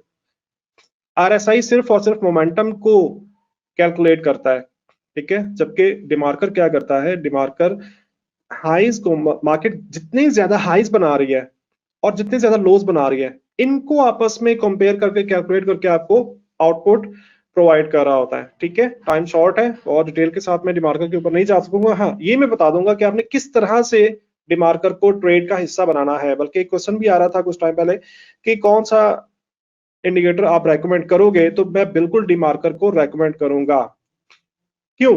इस वजह से कि डिमार्कर इंडिकेटर को आप मल्टीपल वेज के अंदर ट्रेड कर सकते हो, यानी कि आप ट्रेंडिंग मार्केट में भी ट्रेड कर सकते हो और आप रेंजिंग मार्केट में भी ट्रेड कर सकते हो।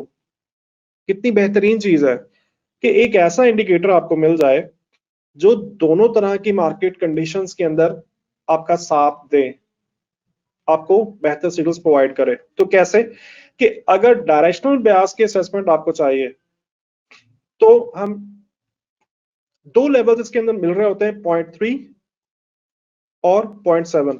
अगर तो डिमार्कर जो है 0.3 के लेवल को, let's say that is 0.7 and 0.3, डिमार्कर इस लेवल के नीचे कहीं घूम रहा था और क्रॉस कर रहा है और राइजिंग है। The main point is rising होना चाहिए। अगर इस तरह की कंडीशन आ रही है तो आप समझ जाओ कि मार्केट बुलिश है। अब आपने प्राइस एक्शन में जा करके इसको अलाइन करना है। आपने बस ये चेक कर लेना है कि मार्केट ने पिछला हाई ब्रेक किया या नहीं किया। यस, एग्जैक्टली गोल्ड पर ही मैं आपको बताने वाला हूँ शिराज अली, गोल्ड पर ही मैं आपको बताऊंगा किस तरह इसकी बैक टेस्टिंग करनी है। ये तरह पॉइंट समझ लें ताकि आपको समझ में आ जाए अच्छे से। जब 0.3 के लेवल को डिमार्कर ने नीचे से ऊपर की तरफ क्रॉस किया और राइजिंग कर रहा है, दैट मींस के मार्केट बुलिश है, आप बुलिश हो जाओगे। और जब डिमार्कर 0.7 yes available trading view, yes available, अगर 0.7 के लेवल के ऊपर था और कुछ इस तरह से डाउनवर्ड मूवमेंट देता है, 0.7 के लेवल को डाउनवर्ड क्रॉस करता है, तो आप मार्केट को बेयरिश लेकर चलते हो। ये आपने कब देखना है? जब मार्केट ट्रेंडिंग होगा, ट्रेंडिंग मार्केट में। रेंजिंग मार्केट के अंदर, मतलब मैं यहाँ पे इसको लिख देता हूं कि ये ट्रेंडिंग मार्केट में यूज करना है। ठीक है, रेंजिंग मार्केट में आप ओवरबाउट ओवरसोल्ड एरियाज को इस्तेमाल कर सकते हो। रेंजिंग मार्केट में कैसे कि अगर डिमार्कर की वैल्यू 0 के आसपास है कहीं, तो मार्केट को ओवर सोल्ड यूज कर ओवरसोल्ड देखोगे, और जब 1 की वैल्यू के आसपास मार्केट घूम रही है तो आप ओवरबाउट देखोगे। तो डेफिनेटली ओवरबाउट ओवरसोल्ड का मतलब क्या होता है कि जब भी ओवरबाउट है आप सेल करोगे, ओवरसोल्ड तो आप बाय करोगे। अच्छा, ट्रेंडिंग मार्केट में हम इसको यूज कर सकते हो डाइवर्जेंस के लिए भी, और टेस्टेड है, बहुत कमाल के सिग्नल आपको प्रोवाइड करता है डाइवर्जेंस और कन्वर्जेंस दोनों सूरतों में। इवन हिडन डाइवर्जेंस भी आप इसमें देख सकते हो। ठीक है, चले इसकी मैं प्रैक्टिकल कुछ एग्जांपल भी आपको चार्ट के ऊपर बताता हूँ। गोल्ड के ऊपर किस तरह से आपने इसको अप्लाई करना है। तो गोल्ड के ऊपर हमारे पास ये H1 टाइम फ्रेम के अकॉर्डिंगली एग्जांपल मौजूद है। तो यहाँ पे अगर हम देखें तो डी मार्कर हमारे पास 14 की इनपुट के साथ इंस्टॉल्ड है। ठीक है, यस H1 इजाज अहमद, मैं बता चुका हूँ H1 टाइम फ्रेम। आप यहां से देख सकते हो कि किस टाइम फ्रेम पर ये चीज काम कर रही है। ठीक है, तो 14 की वैल्यू के साथ आपने डी मार्कर इंस्टॉल करना है। इंस्टॉल करने के बाद आपके पास कुछ इस शक्ल का इंडिकेटर इंस्टॉल हो जाएगा, और अगर आप इसको गौर से देखो तो आप इसको RSI की तरीके से ही घूमता हुआ देख रहे हो। ठीक है, यानी कि जिस तरह से RSI हमें मूवमेंट दे रहा है, कुछ इस तरह की मूवमेंट ही हमें नजर आ रही है। अब हमने इसको ट्रेड कैसे करना है, हमने इसको यूज कैसे करना है। जैसा मैंने आपको बताया कि मार्केट की करंट कंडीशन आपने पहले नोट करनी है। तो करंट कंडीशन से क्या मतलब है, हमें सेलिंग नजर आ रही है, इसका ही मतलब हुआ कि इस वक्त में इस करंट कंडीशन के अंदर अगर मार्केट सेल का सिग्नल देगा, आई मीन डिमार्कर सेल का सिग्नल देगा, तब हम उसको ज्यादा वैल्यू देंगे। हम बाय के सिग्नल में भी प्रॉफिट ले सकते हैं, बाय के सिग्नल को भी देख सकते हैं, लेकिन सेल के सिग्नल को हम ज्यादा वैल्यू करेंगे। ठीक है, तो अगर देखा जाए तो हमें इस जगह के ऊपर सेल का सिग्नल मिल रहा है। ठीक है, और करीब करीब इस कैंडल के ऊपर इस जगह पे हमें सेल का सिग्नल मिलता है। ठीक है, अब देखें यहाँ पे मार्केट ऑलरेडी डाउन ट्रेंड के अंदर है, डाउन ट्रेंड के अंदर पुल बैक आ चुका हुआ है। अब ये है कॉन्फ्लुएंस, यानी कि आपने इस तरीके से कॉन्फ्लुएंस क्रिएट करना है, कॉन्फ्लुएंस बनाना है कि ये सिग्नल आपको उस वक्त मिल रहा है जब डाउन ट्रेंड का पुल बैक आ चुका हुआ है, मार्केट एक लेवल के ऊपर मौजूद है। यहाँ पे देखिए अभी लेवल यहाँ पे प्लॉट हुआ हुआ है। ठीक है, मार्केट एक लेवल के ऊपर मौजूद है, तो उस वक्त में आपको डी मार्कर यहाँ पे सेल का सिग्नल दे रहा है, और उसके बाद देखो प्रॉफिट कितना जनरेट हुआ। अच्छा यहाँ पे, अच्छा ये सिग्नल लेना कैसे आपने, जो मैंने आपको बताया कि मुझे कंफर्म करें मेरी आवाज ठीक आ रही है, बिकॉज आवाज ठीक आ रही है।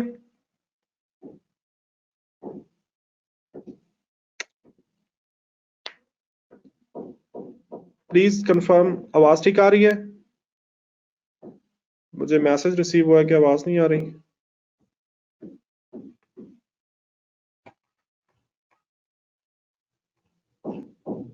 Please confirm. Okay okay, thank you. Ijaz भाई आपकी आवाज बिल्कुल क्लियर आ रही है।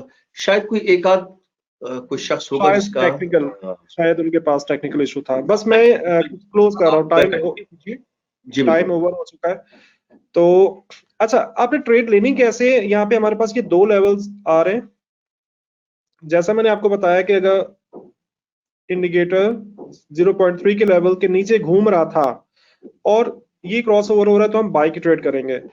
अगर इंडिकेटर 0.7 के लेवल के ऊपर कहीं घूम रहा था और ये क्रॉस ओवर हो रहा है, तो हम सेल की ट्रेड करेंगे। तो यहाँ पर एग्जैक्टली देखो, यहाँ पे हमें सेल की ट्रेड मिलती हुई नजर आ रही है। ठीक है, इस कैंडल के ऊपर एसएल हमारा यहाँ पे जाएगा और पोटेंशियल आपके सामने है। ठीक है, मार्केट ने कैसे, अब यहाँ पे देखें, यहाँ पे मैंने सॉरी सेल नहीं था, यहाँ बाय था, तो यहाँ पे बाय का सिग्नल बन रहा है। अब देखो ये काउंटर ट्रेंड ट्रेड है, लेकिन डिमार्कर की खूबसूरती मैं आपको बताना चाहता हूं, डेफिनेटली ये इस जगह के ऊपर बाय का सिग्नल यहाँ पे जनरेट हो रहा है। गो के हम इस सिग्नल के ऊपर बहुत ज्यादा कॉन्फिडेंट नहीं थे, क्योंकि कॉन्फ्लुएंस नहीं मिल रहा। कॉन्फ्लुएंस क्यों नहीं मिल रहा, क्योंकि मार्केट जो है डाउन ट्रेंड के अंदर मौजूद है, और बहुत ज्यादा मतलब बेरिश प्राइस के ऊपर ये सिग्नल जनरेट हो रहा है, गिरती हुई मार्केट में सिग्नल जनरेट हो रहा है।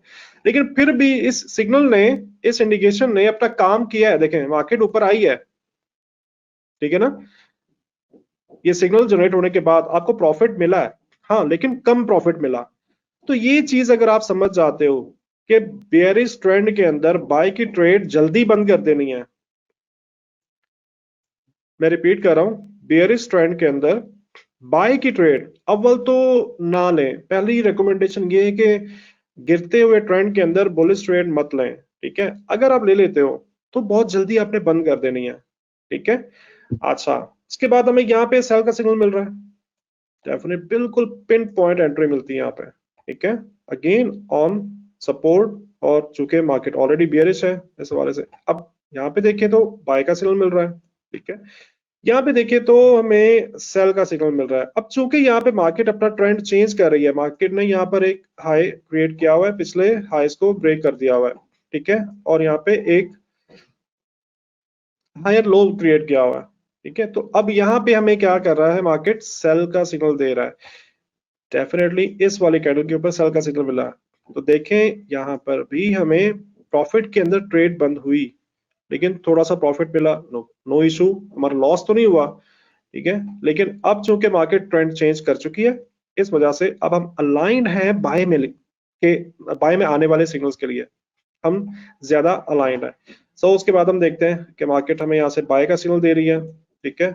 और देखें मार्केट आपके एसएल की तरफ आई भी नहीं, अगेन यहाँ पे सेल का सिग्नल मिला, थोड़ा सा प्रॉफिट आपने बुक कर लिया। डिमार्कर इंडिकेटर की ये खूबसूरती है कि ये आपको बुलिश ट्रेंड के अंदर सेल के सिग्नल भी प्रोवाइड कर रहा है, और वो भी आपको कुछ ना कुछ प्रॉफिट देकर ही जा रहे हैं, ठीक है। तो जो लोग अपनी स्ट्रेटजी अब तक नहीं बना सके, चीजों के ऊपर काम कर रहे हैं, तो मैं उनको रेकमेंड करूंगा कि आप जरूर इस तरीके से अपनी स्ट्रेटजी डेवलप कर सकते हैं। टाइम काफी शॉर्ट रह चुका है, तो मैं अपनी बात को यहाँ पे ही खत्म करूंगा, और हम चलेंगे शायान भाई की तरफ। जी शायान भाई, मुझे अलाउ करें कि मैं आपको प्रेजेंटेटर बनाऊं।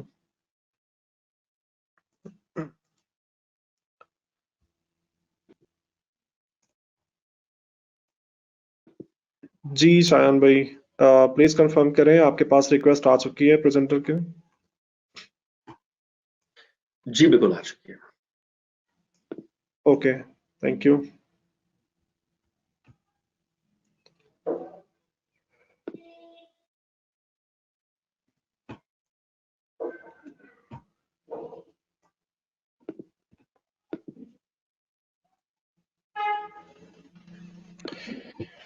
अच्छा जी जी, आपको जी जी बोलिए। आपको मेरी आवाज आ रही है?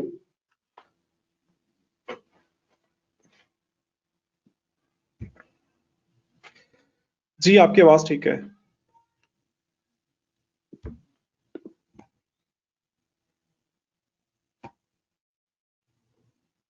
जी अब हम चलेंगे सवाल जवाब के सिलसिले की तरफ। इजाज भाई माशाल्लाह आपने बहुत अच्छी प्रेजेंटेशन दी, और आपने खासतौर पर जो डिमार्कर इंडिकेटर है बहुत ही जबरदस्त इंडिकेटर है, इसके बारे में आपने बड़ा तफसील से बताया। उम्मीद है कि हमारी ऑडियंस को इससे फायदा होगा। जी अब आपके जहन में कोई सवाल है तो अब आप अपने सवालात जो है वो लिख कर हमें बता सकते हैं, आज के वेबिनार से मुताल्लिक, टेक्निकल इंडिकेटर से मुताल्लिक, टेक्निकल इंडिकेटर्स और प्राइस एक्शन से मुतालिक, और लीडिंग और लैगिंग इंडिकेटर से मुतालिक आपके जहन में कोई सवाल है तो वो अब आप हमसे कर सकते हैं। जी आपके सवालात का इंतजार है। जी एक सवाल मैं यहाँ पे देख सकता हूँ, शहराज अली पूछ जी रहे हैं कि जी जी वीकली टाइम फ्रेम में यूज कर सकते हैं। जी आप वीकली टाइम फ्रेम में यूज कर सकते हो, लेकिन मैं आपको ये रेकमेंड करूंगा कि जितने बड़े टाइम फ्रेम में आप इंडिकेटर को यूज करोगे, तो एंट्री पॉइंट के लिए या सिग्नल तलाश करने के लिए आपको उतना ज्यादा इंतजार करना पड़ेगा। Definitely weekly point, weekly time frame के ऊपर सिग्नल जनरेट होने के अंदर आप 1 महीना भी लग सकता है, 2 महीने भी लग सकते हैं। तो या तो आप लॉन्गर टर्म अगर ट्रेड कर रहे हो, अगर आप हर एक महीने 2 महीने के बाद एक ट्रेड करना चाहते हो, तो बिल्कुल वो सिग्नल बहुत ज्यादा स्ट्रॉन्ग आपको मिल सकता है ना, बहुत स्ट्रेंथ भी होगी उसके अंदर, बहुत लंबा भी चलेगा। तो सिर्फ आपने उस वक्त पे यूज करना जब आप इतना सब्र कर सकते हो। अगर आप इंट्राडे करना चाहते हो या आप स्विंग ट्रेड करना चाहते हो, फिर वीकली टाइम फ्रेम बहुत बड़ा हो जाएगा। जी शराज अली, उम्मीद है कि आपके क्वेश्चन का आंसर आपको मिल चुका है। जी पीडीएफ जो है, ये टेक्निकल क्वेश्चन है कि पीडीएफ मिलेगा या नहीं, प्लीज रिप्लाई करते हैं शायन भाई। जी ये हमारी जो टीम है, एक्सिम की टीम जो है वो इस अच्छा, दूसरी बात ये है कि ये जो पूरा वेबिनार है ये हमारे जो एक्सिम का जो यूट्यूब चैनल है उसके ऊपर ही अपलोड हो जाएगा, तो पूरा का पूरा वेबिनार आपको यूट्यूब पर आपको मिल जाएगा इंशाल्लाह। हाँ, तो पीडीएफ की जरूरत नहीं है। जी Atif Iqbal, voice I think नहीं है, आप टाइप कर सकते हो, कोई भी क्वेश्चन है आप टाइप कर सकते हो। न्यूज कितनी इम्पैक्ट करती है जी उस।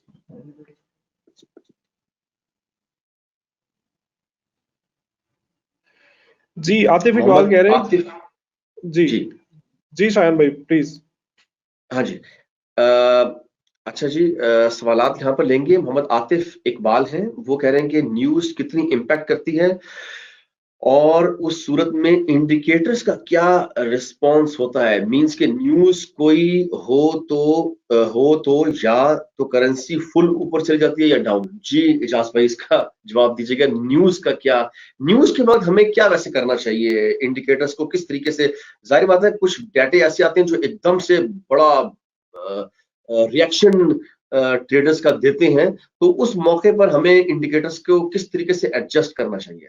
जी इजाज अगर भाई। आपने अगर आपने गौर अगर आपने गौर किया हो तो जो डिमार्कर की एग्जांपल मैंने ऐड किया था, वो गोल्ड के रीसेंट चार्ट को मैंने ऐड किया था, जिसके अंदर न्यूज पर ही आपने देखा कि गोल्ड ने कितनी बड़ी मूवमेंट दी है। और आपने ये भी नोट किया कि उस मूवमेंट के आने से पहले डिमार्कर ने हमें बाय का सिग्नल दिया हुआ था, हम्म, न्यूज तो उसके बिल्कुल। बाद आई है। तो देखिए, सबसे पहले जो रेकमेंडेड ये होता है कि आप न्यूज के वक्त में ट्रेड ना करो अगर आपका एक्सपीरियंस कम है। अगर आपकी इतनी एक्सपर्टी हो चुकी है कि आप मार्केट के हायर हाइज और लोअर हाइज को देखते हुए ट्रेंड को देख रहे हो, आपको ये पता है कि इंडिकेटर ने हमें ट्रेंड की अलाइनमेंट के अंदर सिग्नल दिया था, तो फिर आप ट्रेड होल्ड भी कर सकते हो। ठीक है, लेकिन बहरहाल फिर भी रिस्क जो है न्यूज का, वो रहता ही है। मतलब हम ये नहीं कह सकते कि न्यूज हमेशा बुलिश ही आएगा या न्यूज हमेशा बेयरिश ही आएगा, वो किसी साइड के ऊपर आ भी सकता है। तो बेहतरीन ऑप्शन ये है चीजों को आप जो है वो सिंपल रखने के लिए कि आप न्यूज के वक्त में ट्रेड ना करो, ज्यादा बेहतर है। हम्म। या अगर आपको ट्रेड करनी ही है तो आपका अपना जो रिस्क मैनेजमेंट है, आप स्टॉप्स जो है वो लगाइए।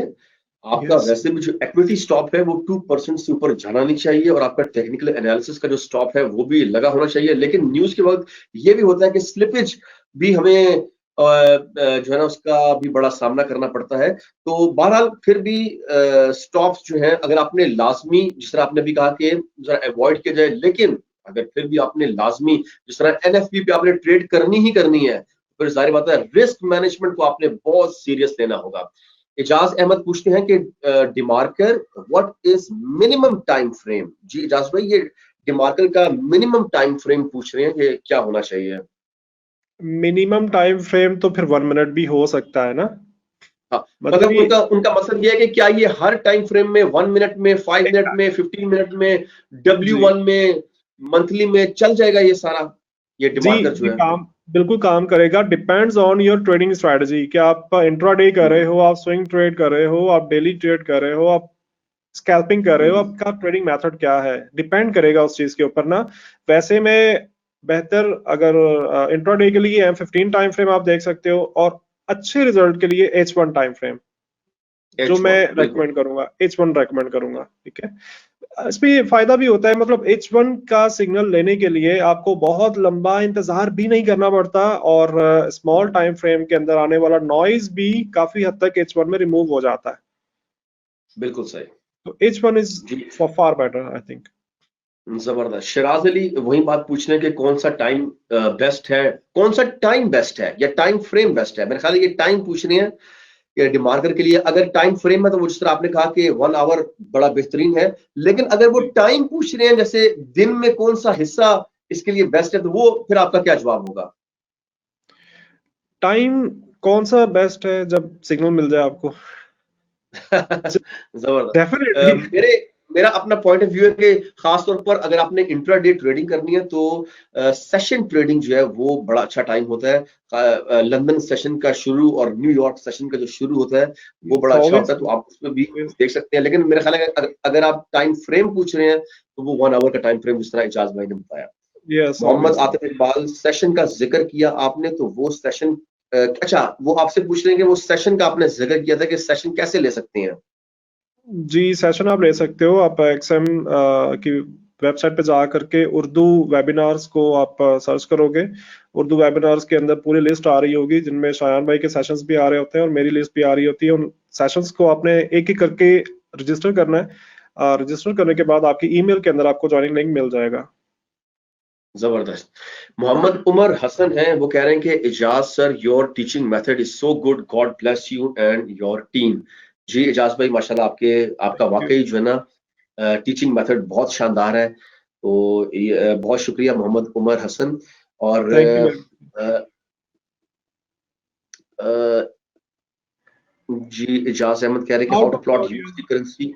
जी, करेंसी इंडिकेटर? इसका जरा जवाब यूएसडी दीजिएगा। करेंसी इंडिकेटर आपको प्लॉट करने की जरूरत नहीं होती। ट्रेडिंग व्यू के ऊपर आप जो है वो चार्ट ऑन द चार्ट आप प्लेस कर सकते हो, यानी कि दो चार्ट आप एक ही टाइम के ऊपर देख सकते हो ट्रेडिंग व्यू के ऊपर। तो आपको खुद से इंडिकेटर बनाने की जरूरत नहीं है यूएसडी करेंसी का। वैसे भी 84 के अंदर अगर आप करना चाहो तो यूएसडी इंडेक्स का पेयर आप एक साइड के ऊपर खोल के देख सकते हो, ठीक है ना। यूएसडी इंडेक्स का आप पेयर जो है एक साइड के ऊपर रख सकते हो स्क्रीन के, और दूसरी साइड के ऊपर जो भी आप करेंसी ट्रेड कर रहे हो या गोल्ड जो भी आप मिला के देख रहे हो। जी सही हो गया। नुमान राशिद कहते हैं कि ये जो डिमार्कर है, ये क्या ये वाकई ये एक ऑसिलेटर है, और ये क्या डाइवर्जेंस के लिए हम इसको इस्तेमाल कर सकते हैं? जी एग्जैक्टली, ये ऑसिलेटर है। आरएसआई का थोड़ा एडवांस फार्मूला है, ठीक है। ऑसिलेटर है और इसको डाइवर्जेंस के लिए भी इस्तेमाल किया जा सकता है।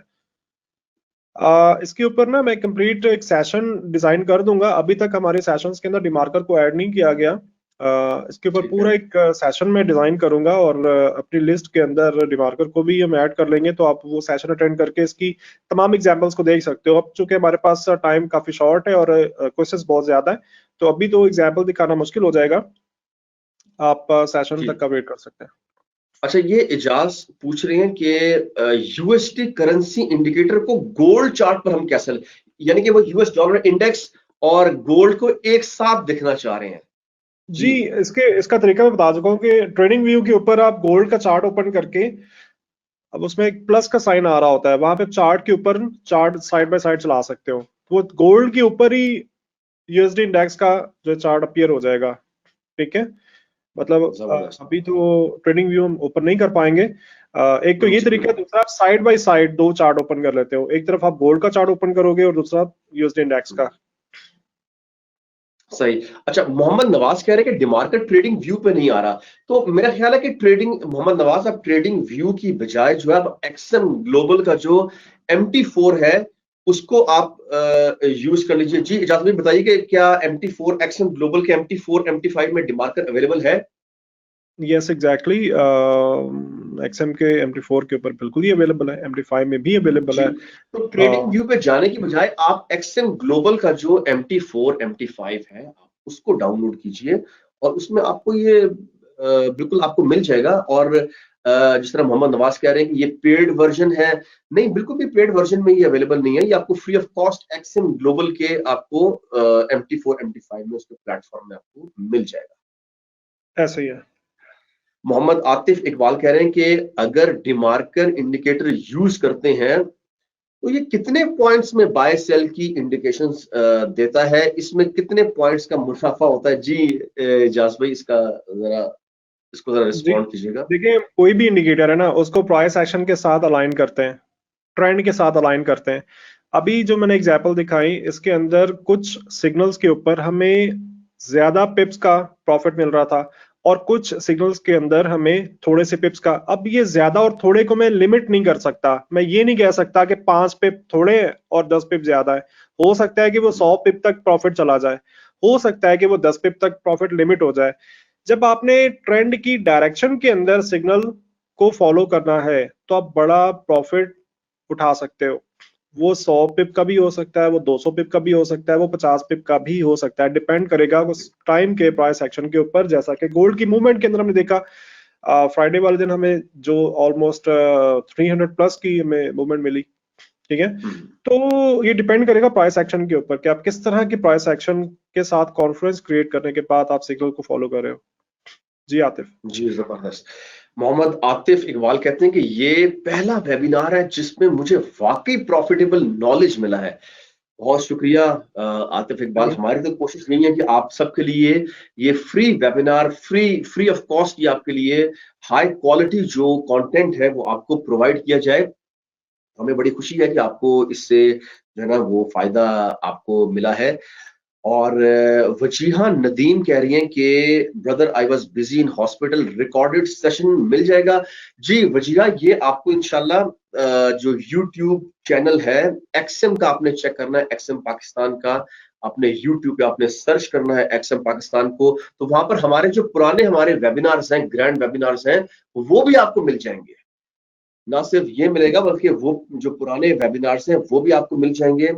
वजीहा नदीम कहते हैं कि मैंने अभी ज्वाइन किया है, मैं न्यू हूं। बिल्कुल कोई बात नहीं, आपने जो हमारा ग्रैंड वेबिनार है वो तो उसके तो रिकॉर्डेड सेशंस, जो रिकॉर्डेड वेबिनार्स हैं वो आपको मिल जाएंगे। इसके अलावा एजाज भाई के जो सेशंस हैं वो भी आपको लाइव सेशंस आप ले सकते हैं। मेरे जो सेशंस हैं वो हर पीर और हर मंगल को रात 10 से 11 है। एजाज भाई आप अपने जरा सेशंस के बारे में बताइएगा कि आपके जो वेबिनार्स हैं वो किन दिनों में होते हैं और उनकी टाइमिंग्स क्या क्या है। जी एक हफ्ते में 3 वेबिनार होते हैं, वेडनेसडे, थर्सडे, फ्राइडे, रात 9:30 बजे से लेके रात 10:30 बजे तक। तो आप ईच वेडनेसडे, ईच थर्सडे और ईच फ्राइडे आप मुझे सुन सकते हो। वेंसडे, थर्सडे एंड फ्राइडे, यानी कि बुध जुमेरात जुमा रात 9:30 से लेकर 10:30 तक। यस। जबरदस्त। तो वजीहा और बाकी जो हमारी ऑडियंस है, तो अगर आपको हर टॉपिक पर, जिस तरह एजाज भाई के जो वेबिनार्स हैं, मेरे भी वेबिनार्स हैं, तो हम हर टॉपिक को हम कवर करते हैं। उसमें हम स्ट्रेटजीज भी बताते हैं, फिलॉसफी भी बताते हैं, साइकोलॉजी भी बताते हैं, इंडिकेटर्स भी बताते हैं, प्राइस एक्शन, कैंडल स्टिक्स, हर चीज हर टॉपिक को हमने उसमें कवर किया हुआ है। तो इंशाल्लाह ये फ्री ऑफ कॉस्ट ये जो नॉलेज है ये आपको मिलेगी। इजाज अहमद कहते हैं थैंक यू, वेरी नाइस। जी बहुत बहुत शुक्रिया इजाज। Thank you. और मोहम्मद नवाज कहते हैं कि इतना बिजी एरा में आपका कोऑपरेशन लाजवाब, बहुत शुक्रिया, बहुत बहुत शुक्रिया। और वजीहा नदीम कहते हैं कि ये बिल्कुल फ्री ऑफ कॉस्ट है या प्रीमियम है। जी ये बिल्कुल फ्री ऑफ कॉस्ट है। एक्सएम बहुत बड़ा ब्रोकर है और XM one of the top, एक ऐसे ब्रोकर्स में इसका नाम आता है, टॉप पर नाम आता है कि जिसके 70 प्लस, आप ये जरा नोट कीजिएगा, 70 प्लस इंस्ट्रक्टर्स हैं पूरी दुनिया में। सिर्फ उर्दू लैंग्वेज में नहीं बल्कि आपको हिंदी में, आपको अरबी में, आपको इंग्लिश में, आपको जो तकरीबन मेरे ख्याल है 50-60 जो लैंग्वेजेस हैं, 30-40-40-50 जो लैंग्वेजेस हैं, उसमें आपको ये नॉलेज आपको मिलती है। और 70 प्लस इंस्ट्रक्टर्स हैं। आप ये सोचिएगा एक ऐसा ब्रोकर के जिसके 70 प्लस सिर्फ इंस्ट्रक्टर्स हो और वो फ्री आपको प्रीमियम, ये प्रीमियम नॉलेज है, ये प्रीमियम कंटेंट है जो आपको फ्री ऑफ कॉस्ट मिल रहा है एक्सएम के प्लेटफॉर्म से। वजीहा नदीम कहती है कि आपके कोई व्हाट्सएप ग्रुप है या डिस्कॉर्ड जहां लर्निंग स्किल्स डेवलप हो जाए। तो वजीहा जो व्हाट्सएप ग्रुप या डिस्कॉर्ड जो है वो ऐसा तो इस तरीके से नहीं है, लेकिन आप xmglobal.com पर जाकर आप हमें वहां पर साइन अप हमें कर सकते हैं, xmglobal.com पर जाकर।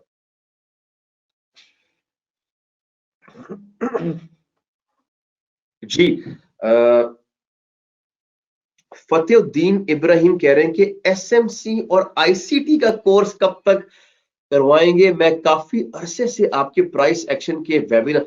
जी इजाज भाई, ये जरा जरा क्लियर कीजिएगा, आजकल बड़ी इसकी डिमांड आ रही है ऑडियंस की तरफ से कि एसएमसी, पहले ये बताइए कि एसएमसी और आईसीटी जो है ये आजकल बड़े पॉपुलर हैं, ये क्या है इनके कोर्सेज, और क्या आप खुद भी ये कोर्सेज ऑफर कर रहे हैं अपने वेबिनार्स में?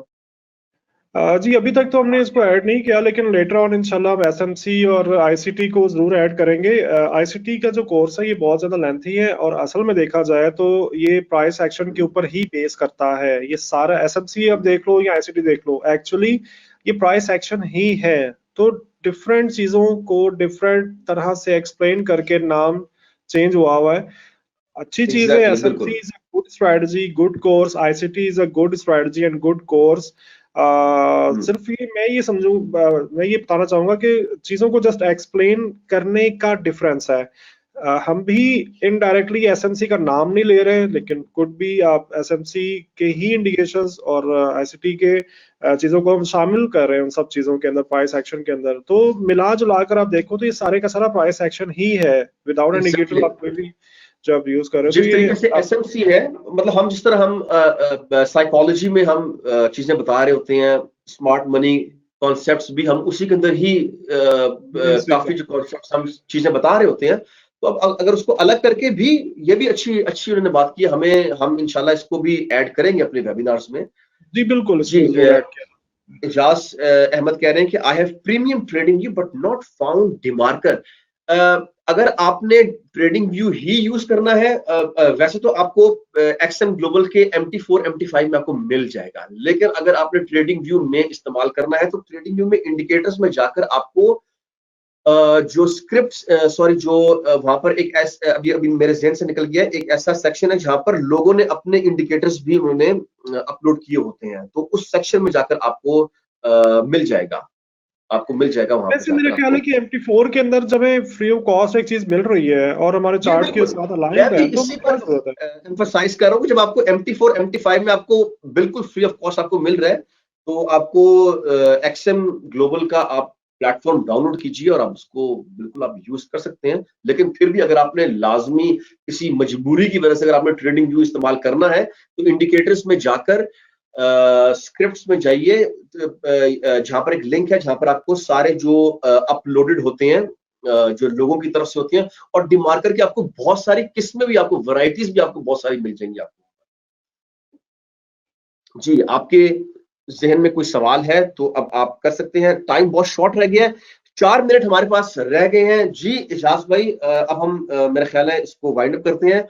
आखिरी आप कोई कंक्लूजन देना चाहें पूरे इस आज के जो वेबिनार का जो हमारा टॉपिक था, इस पर अगर आप कोई कंक्लूजन देना चाहें, कोई ऐसी कोई पते की बात, कोई इंपॉर्टेंट बात आप कहना चाहें, तो वो आपके पास टाइम है।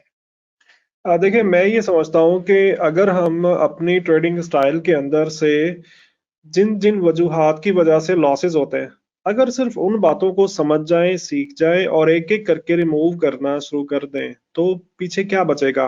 प्रॉफिट ही बचेगा सिर्फ। मतलब जब लॉसी लूजिंग पॉइंट्स को रिमूव करना स्टार्ट कर देंगे, हम अगर ऐसे लोगों को स्टडी करना स्टार्ट कर दें जो लॉस कर रहे हैं, बहुत से लोग हैं हमारे इर्द गिर्द, आप देखो हर कोई तकरीबन आपको लॉस करता हुआ नजर आता है।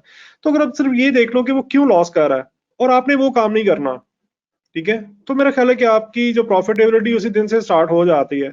अब इंडिकेटर्स को यूज करते हुए बहुत से लोग हैं जो लॉस कर रहे हैं। तो इसकी वजह क्या है? इसकी वजह जो हम ऑलरेडी डिस्कस कर चुके हुए हैं कि हर एक इंडिकेटर जो है वो हर तरह की मार्केट कंडीशन के लिए नहीं बनाया गया। आपने उस इंडिकेटर की कंस्ट्रक्शन को देखना है, उसके मैथमेटिकल फॉर्मूला को देखना है कि वो किस मार्केट कंडीशन के अंदर किस तरह से काम करेगा। डाइवर्जेंस को आप यूज कर रहे हो तो ट्रेंडिंग मार्केट में ही यूज करोगे, रेंजिंग मार्केट में डाइवर्जेंस लॉस करेगी, ट्रेंडिंग मार्केट के अंदर डाइवर्जेंस प्रॉफिटेबल है। मूविंग एवरेजेस को आप यूज कर रहे हो तो ट्रेंडिंग मार्केट के अंदर बहुत बेहतरीन इंडिकेटर है। अगर रेंजिंग मार्केट में यूज करोगे तो लॉस करेगा, सिंपल। तो उसमें कसूर फिर मूविंग एवरेज का नहीं, उसमें बोलिंजर बैंड का नहीं, उसमें पिवट पॉइंट का नहीं, कोई भी इंडिकेटर का फिर कसूर नहीं, उसमें कसूर इस चीज का है कि आपने असल में मार्केट की करंट कंडीशन को नोट नहीं किया था। तो market is the mother of everything ना, प्राइस की मूवमेंट ही जो है वो हर एक चीज के ऊपर हावी होती है। तो सबसे पहले हमें उस चीज को देखना होता है और उसके बाद किसी भी इंडिकेटर की इंडिकेशन को हम फॉलो कर भी सकते हैं। और जैसा कि हमारे जितने फॉलोअर्स हैं जिन्होंने ज्वाइन किया सेशन, तो मैं देख रहा हूँ कि बहुत से लोग ऑलरेडी प्रॉफिट बना रहे हैं। मैं उम्मीद कर रहा हूँ कि उन्होंने भी काफी कुछ नई चीजें सीखी होंगी, हो सकता है कि वो इस तरह से चीजों को ना इस्तेमाल कर रहे हो। तो जी बहुत शुक्रिया आप सब दोस्तों के आने के लिए। मेरा ख्याल में अब हमें यहाँ पे क्लोज करना है। अच्छा, जी मोहम्मद बिल्कुल। नवाज, आपका आपका जो है कमेंट मैंने देखा, बहुत बहुत शुक्रिया। बिल्कुल मैं आपको वेलकम करना चाहूंगा अपने सेशंस के अंदर, आप किसी वक्त में भी ज्वाइन कर सकते हो। जी, ज़बरदस्त। आखिर में मैं बस अपना एक थोड़ा-सा अपना कंक्लूजन देना चाहूँगा कि टेक्निकल इंडिकेटर्स को लेकर आप खुद जो मैं अपनी ऑडियंस के लिए ये कहना चाहूँगा कि आप खुद पहले फैसला कीजिए कि आप खुद क्या हैं? डिस्क्रिशनरी ट्रेडर हैं या मैकेनिकल हैं? आपने टेक्निकल इंडिकेटर्स के अंदर आपने खुद अपने आप को देखना है कि क्या मैं टेक्निकल इंडिकेटर्स, इसकी मैथमेटिक्स, इसकी स्टैटिस्टिक्स, इसकी यूसेज और आपके पास टाइम कितना है, आपका आपका अपना जो आपकी साइकोलॉजी है, आपकी पर्सनैलिटी है, वो क्या मैच करती है? क्या आप इतनी गहराई में और इतने इंडिकेटर्स के जो कॉम्बिनेशंस हैं, उनके कन्फ्लुएंस हैं और प्राइस एक्शन के साथ या मैकेनिकल स्ट्रेटजीज की तरफ जाने का आपका अपना अपनी शख्सियत जो है वो मुताबिकत खाती है, तो जाइएगा। अगर नहीं, कुछ लोग होते हैं जो मैथमेटिक्स और स्टैटिस्टिक्स और इस तरह मैकेनिकल चीजों से जरा दूर हटते हैं। हाँ, फिलॉसफी में, साइकोलॉजी में, प्राइस एक्शन में वो बिल्कुल कामयाब होते हैं। तो जैसी आपकी पर्सनैलिटी है, आपने वैसा ही चलना है। हाँ, ये नहीं है कि आपकी पर्सनैलिटी प्राइस एक्शन में आप बहुत जबरदस्त कामयाब चल रहे हैं, लेकिन किसी को देख के वो टेक्निकल इंडिकेटर्स में बड़ा जबरदस्त काम कर रहा है, तो आपने उस तरफ नहीं चले जाना। इसी तरीके से अगर आपका माइंड मैथमेटिकल है, लॉजिकल माइंड है आपका, खासतौर पर जो हम कहते हैं कि लेफ्ट ब्रेन जो होता है वो लॉजिकल होता है, राइट ब्रेन जो होता है वो इमोशनल होता है या लिंग्विस्टिक होता है। तो आपने देखना कि सबसे पहले आपने नोट करना कि आपकी अपनी पर्सनैलिटी क्या है। आपकी अपनी पर्सनैलिटी जो है वो मैथमेटिकल, स्टैटिस्टिकल, बैक टेस्टिंग के लिए, ऑप्टिमाइजेशन के लिए और हर किस्म की मैथमेटिक्स के अंदर डीप डाइव करने की आपकी पर्सनैलिटी है, वो बहुत अच्छी बात है। फिर आप इसको मजीद आगे बढ़ाइए। जी, आज का सेशन बहुत जबरदस्त रहा। एजाज भाई, आपका बहुत बहुत शुक्रिया। आपने माशाल्लाह बहुत अच्छी प्रेजेंटेशन दी, खासतौर पर डिमार्कर जो इंडिकेटर है, आपने उसकी बड़ी अच्छी अवेयरनेस दी। इंशाल्लाह अगले वेबिनार में आप सबसे दोबारा मुलाकात होगी। मुझे और एजाज भाई को इजाजत दीजिए। अल्लाह हाफिज। अल्लाह हाफिज, बहुत बहुत शुक्रिया, अल्लाह हाफिज।